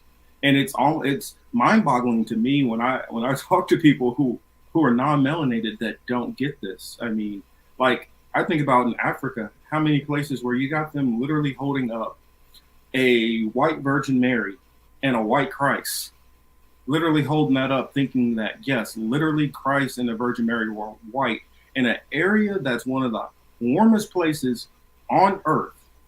And you're telling me that a group of people who were extremely pale were out there in the sun nonstop before there was a such thing as sunscreen. That's what we're believing now? That's literally what we're believing. But there's no people who are really genuinely looking into this. That's the reason why I was pushing back against your reality revolution, because I said the Bible doesn't even, the curses do not fit.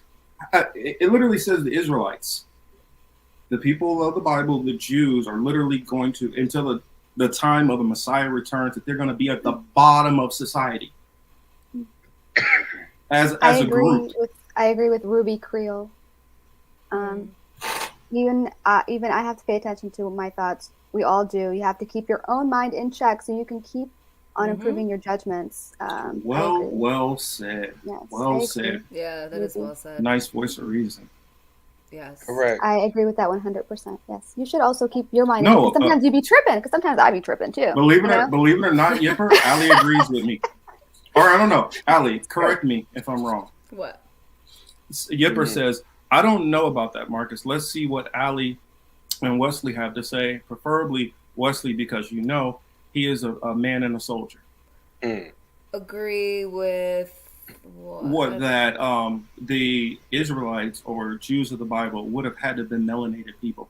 Oh yeah, definitely. It just doesn't make sense to me, like logistically, like how would that be possible? Also, I mean, even ecologically, it doesn't make sense, because even if you're looking at it that way, as far as like how melanin, how people ended up losing their melanin, it's because they moved up north in the wheat diet. that's also another thing. It's because the wheat diet when they were up in the northern Europe. So that was also part of the reason why. Which that's one area we'll disagree on because I don't agree with that. What do you mean? With that theory? Oh, that's how people lost their melanin. Well, it could play into it. It could be one. Well, factor. they moved up north, and there was no need. There was less need for it. Well, I got a question then. Why come the Danish in South Africa never just gotten darker? I think they're very new. It's not like they've been there for a long time. No, they've been there for some time. Well, they've been there for quite some time. No, I think you do lose melanin though when you do have a very high wheat diet. But what we're saying is they would have had to lost their melanin from somewhere around the this is like the Neolithic era. The 3rd or 4th century. So that would be from the 3rd or 4th century up until trying to think of when, because literally many of the pictures of the Israelites are still showing them melanated. Yeah, and I'm talking about going into into the first but that's because years. But what does that have to do with what I'm talking about though? I'm talking about like a whole population of people. I'm not talking about Israelites. Yeah, not the Israelites. Well, I'm just saying, like, as far as like how that happened, it was because of the wheat diet. Like, people were melanated when they were first, especially if quote unquote creation started in like I guess the Namibia area. But there's also differing history on that. But as far as like ecologically, like if you trace that, even the people that moved up to the north, they lost a lot of their melanin. So that does happen as far as like with diet and with. Hey, John Kemper, I guess one of your. Oh, I'm sorry. I was going to say he said he was listening to Katie Halper say that Adam and Eve were white Jews. That's hilarious. Of course. That doesn't make sense to me. That's never made sense to me. Mm-hmm. That's why immediately I'm like, no. So that's why a lot of what you said, I'm like, oh yeah, that makes sense. How would that be possible? I mean, I get, but no, I don't see it. And then that's where the conversation gets fiery. Yeah, but we'll leave it there on that note because it'll start getting into theological beliefs versus different people's scientific beliefs. Plus, I don't believe a lot of science. I don't believe science is always correct.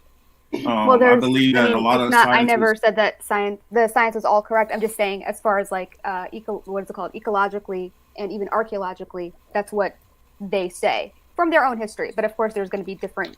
But like even archaeology, you have some archaeologists who say that we got people who date back to 4 billion years ago, and then some saying these people are 10,000 years of these, and so they're always all over the place with these different numbers. Mm-hmm. And so it makes me kind of question their credibility, especially when I was just bringing up something where one of the professors from Cornell was talking about how they have to go back in and reassess. I'm trying to think of what it was called. Some kind of different way where they're doing the tree rings and things like that. They got to go and reassess it because they're believing that a lot of the Native American dates with this set are off. Mm. And so a lot of this goes into these different people who are leading things, whatever theories they have in their head, and that gets factored into the data. Yeah, well, I mean, you have to factor in new information always, and then reassess, like resynthesize or reanalyze, like everything in accordance with like whatever information you got, the framing, the source, all that. So I feel like it's an ongoing process as far as that goes. But yeah, I don't know. That's just me. Cough, cough, shout out. Yeah, I'm not even gonna. That's a name that will not be said. Allie, shame on you for even possibly bringing that name in the private chat. I will not say it out loud. Oh, my bad. We will not bring up that evil, sinister name. That will stay in the depths of the toilets where it belongs. Oh, Jesus Christ! I just leave that. Yes, the brown caramel people don't floaty turn that white. is. Only in their thinking. Brown people don't turn white. Well, I guess if they are mixed enough. It just depends. And yeah, if you mix enough, you mean, like I was trying to tell somebody, you can have somebody within 2 generations, even if their father is a so-called very dark melanated person, that they can lose that melanin through the right amount of mixing within a few generations. Yeah. So, and in fact, that was something which they actually worked on during slavery when you start going into quadroons and things like that. Mm-hmm. But the thing is, it's interesting because even by their own estimations, as far as like the green agenda and global warming, like you need melanin. So yeah, I don't know why. You know what I mean? No, like actually though, like for real. So. MJ did it. Oh, that's weird. No, but she's right. It really is like within the green agenda.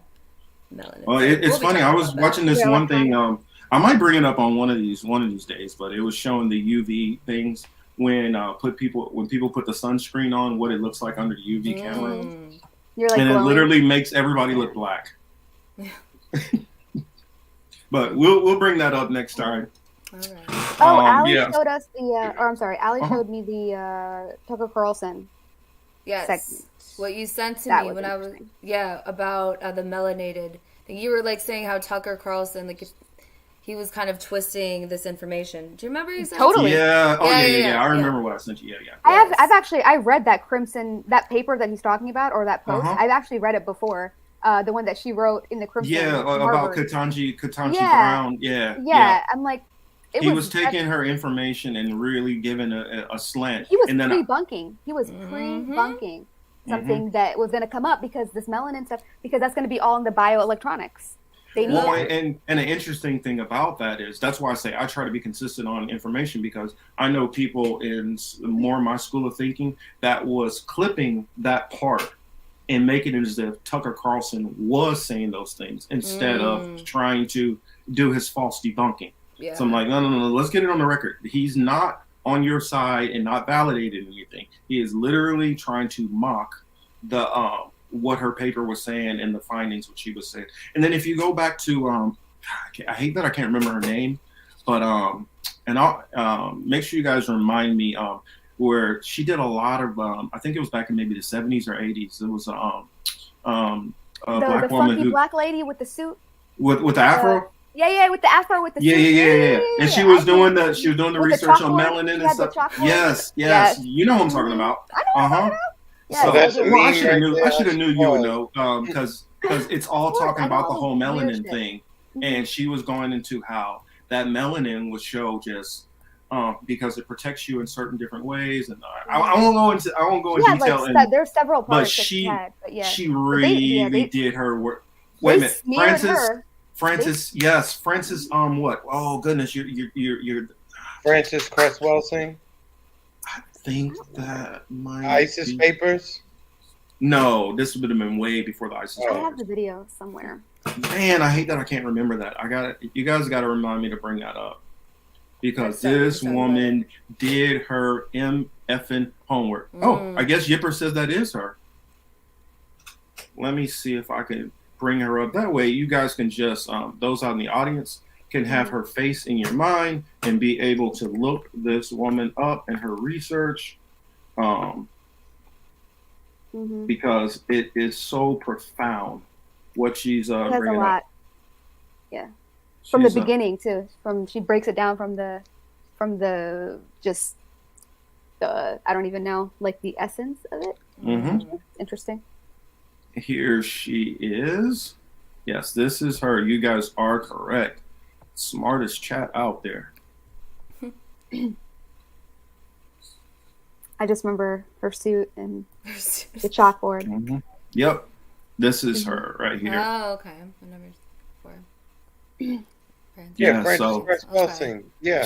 So she dropped some jewels. Some jewels, and let's see. I'll make sure. She writes about if you ever read a book, she writes about the third leg a whole lot. She makes a lot of references. Oh wow! In her book to it. Yeah. Oh, wow. Yipper says I have to read about it. Okay. She was my therapist for my family. She does not hold back. Wow, what a privilege! I mean, yes, she don't hold back at all. No. That's a look at all. And the same thing with if you're sensitive, don't even look this name up. But Dr. Khalid Muhammad.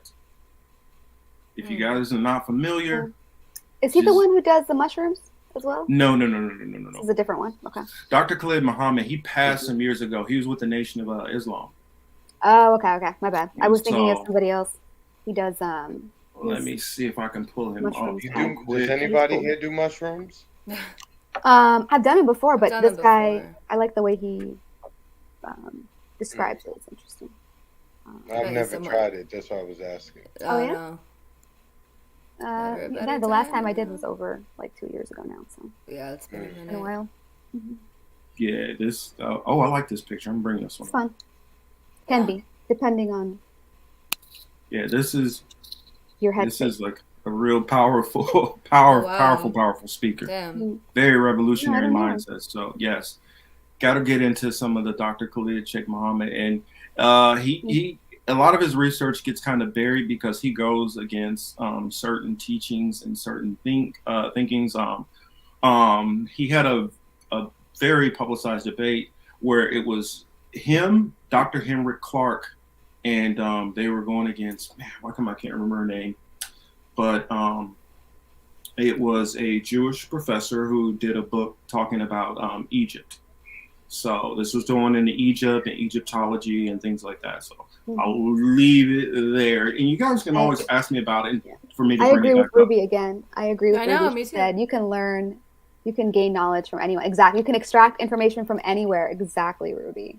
Exactly. Word up. Like I'll tell people the honest truth. The right was saying things about Obama, which I didn't want to recognize because of where the source was coming from. Yeah. I knew that they had an intentional lean. I knew they had a goal. I knew that they were never going to call out their own side. And so I ignored some of that information until I stopped ignoring that information, start realizing you can get true from all sources. And I'll put it to you this way. I can't stand TYT, but I just found out about about attempted genocide that was going on in South Africa with these racist militias and trying to poison the water to kill tens of thousands of people in South Africa. The only people I heard that even brought that up was that one guy who's part of TYT. And so even though they might do 98, 99% of work that's crap, and I won't say 98, I won't say 99. I won't say 99. I'll say 98. Because there's another one which I just did where they broke out a lot of good information on Christopher Columbus and going into the book by De La Casas. Mm-hmm. And so, you know, and now granted, this was 6 years ago when they did this, but they can have, you know, a broken clock can be right, you know, what is it, twice a day? Yeah, I remember when Majority Report Report used to have on the guy who passed away. I like him. Oh, the one who passed away. He was on. So he knows about this. He knows about it. Michael, no. Yeah, Michael something. Michael Parenti? No. Michael something. But he was on Majority Report for a while. He passed away. I think he got sick and he passed away. He was funny. I know you're talking about. Yeah, he was funny. What's his name? I watched Majority Report because you can get information. I'm like, what are these guys talking about over here? It's not that I love Sam Cedar. It's funny. Baba says this. Farrakhan condemned Khalid. Like really, yeah. You know why he condemned him? Because Farrakhan is trying to play nice with the elites. Yeah. I mean, if you ask me, honestly, believe you guys can say I'm wrong, but I believe he took part. I believe he took part in Malcolm X's in his murder. I think he had something to do with it. Shit. So I don't really take a lot of what Farrakhan says with that much validity. There's little compounds out here in Southwest Michigan. Michael Brooks, yes. Oh, exactly. Michael Brooks, my bad. Thank okay, you. Yeah. Interesting guy. Thank you, Alice. Thank you, Alice. Alice. Hello, Alice. Hi. But yeah, I gotta wrap it up. I push myself as far as I can. Gotta really hydrate and then go lay my ass down. I am not going. I won't be on to do an interview. I won't do an interview tomorrow like I normally would on Sundays. But what I will be doing is I'll be selecting different videos from. Like so far, I've just started with older videos from this channel, The Political Matrix, and some from What We've Been Thinking, and been just uploading some of these videos, which I know a lot of my newer, our newer subscribers haven't caught a hold of. And I'll tell people, one of the plus sides of following our Rockfin channel is it's a combination of both of those two channels. You're going to get the content of both of those channels in one place. And so if you don't want to keep bouncing back and forth between the channels, You can easily get both the content there. And then eventually I'm going to start uploading some of the stuff from Hebrew Apologetics, also a couple here and there. It's a little taxing to do some of the longer videos, so it'll take some time before I start putting some of those up. But recently I just put up like the Allegory of the Cave, which if you guys haven't seen that, I recommend checking it out. Voting is a skill. Are you good at it? Check that one out. Re-examining your views. And then what else did I put up? I put up like, I just put up a video I did about 2 years ago during the primaries. Joe Biden's political career and political aspirations, part 1. And so I'm going to be uploading the second one, and also make sure you guys are over on to the Rock Fan, because the third one I'm going to put as a premium on there. That one I actually had to take down from YouTube because they were not happy with the corn pop segments. So make sure to check that out. It's going to be, it's extended, so you get the full whole corn pop video, which is extremely hard to find anywhere now. So that's a good gem of catching some of these older videos. Ali and Seb, what do you two ladies have coming up that we can look forward to? What do we need to like mark on our calendars to see? Chris, don't talk about my glasses.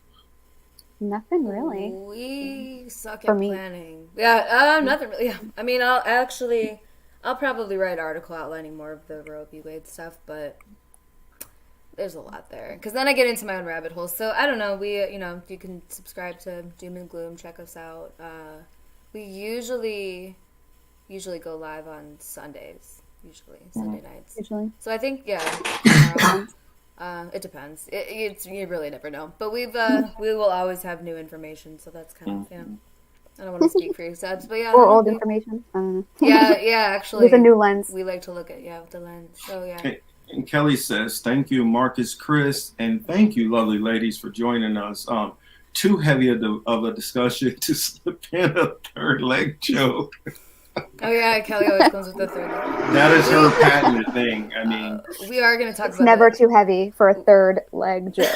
Yeah, exactly. You know how we do it on this show. All pun Anytime we'll be back and forth between serious to jokes all the time. Yeah. You got to remember, we were in the middle of a serious conversation, and Chris brought up like Nigerian pastors making women do lap dances.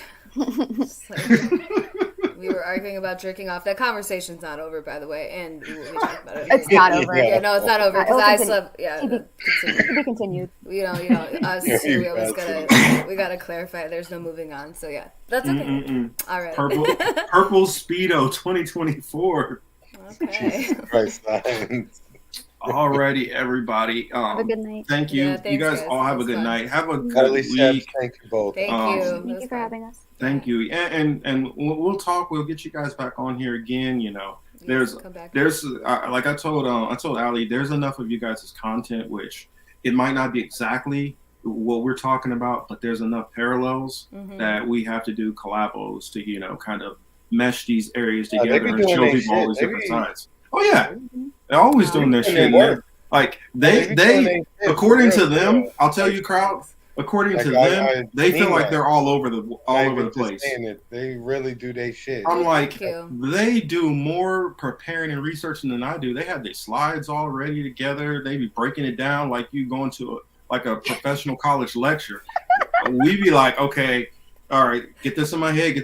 All right, let's just go. Because I can't get it in my head, so I gotta have it up front of me. But yeah. Thank you. I appreciate that though. I mean, you guys want to know what my secret is? Tokyo Shemp thinks I'm some kind of typewriter. No, it's not. What it is I work a job where a lot of times I'm doing manual labor that doesn't require a lot of thinking. Yeah. So I can afford to put on a lecture and listen to a professor talk about X for a couple of hours. When most people are checking out the game, I might have it on in the background, but I'm listening to a lecture. Or researching or reading the Bible or reading history. I don't have a life. I don't even go out. So that's why I'm just always studying. So that's why it's no magic secret. It's just studying. That's all. Exactly. I have too many emails and phone calls. I need this. Chris knows. It's a lot. I send you a lot of shit, don't I? Yeah. It's like one day I'll be at work and Seb's like, I'll like look at my text. I'm like, oh shit, there's like 20 documents. I'm like, ooh, just like just people dump don't shit know. in a chat. Like, you know how many news outlets I listen? You know how many news outlets I go throughout the week? Right. I literally probably go through about 50 different news outlets, looking over which stories I want to cover and looking at the stories from multiple perspectives. Mm-hmm. Yep. I like it just to do depends. Yeah. It depends on like where the information leads or like what like. I don't know. It's like random. It's just whatever I'm interested in, I guess. It is, Well, if you got pride in what you do, you're gonna try to make sure that you present it the best way you can, right? Yeah. I mean, I've always been that way though, with especially like presentations or writing and stuff like that. Well, I like to be like clear and concise as possible as far as like, presenting an argument.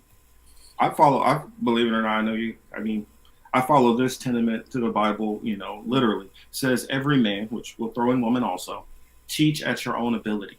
And so this is my ability, that's their ability, this is Chris' ability. So we just got to give it to you. Everybody just teach at their own ability, whatever they know. Reach one, teach one, right? That's it. Good one, Misha. Way to end out. Biden is a putz. Well, I wouldn't even say teaching. I think that everybody's still learning. Like I think to teach, you have to learn as well at the same time. Oh yeah, yeah, it goes together. So you can't have one without the other. There you go. That's the reason why I know that any topic that we bring up, our audience will stay with it because they're just as sharp as we are, and they're doing the same shit, if not more. But yeah, I've kept running my mouth long enough. I'm getting weaker by the moment, so you need to get rest. Yeah. I need to get some rest. You guys have a good one. All righty. Bye, guys. Bye. And thank you, everybody, for tuning in. Yes, thank you.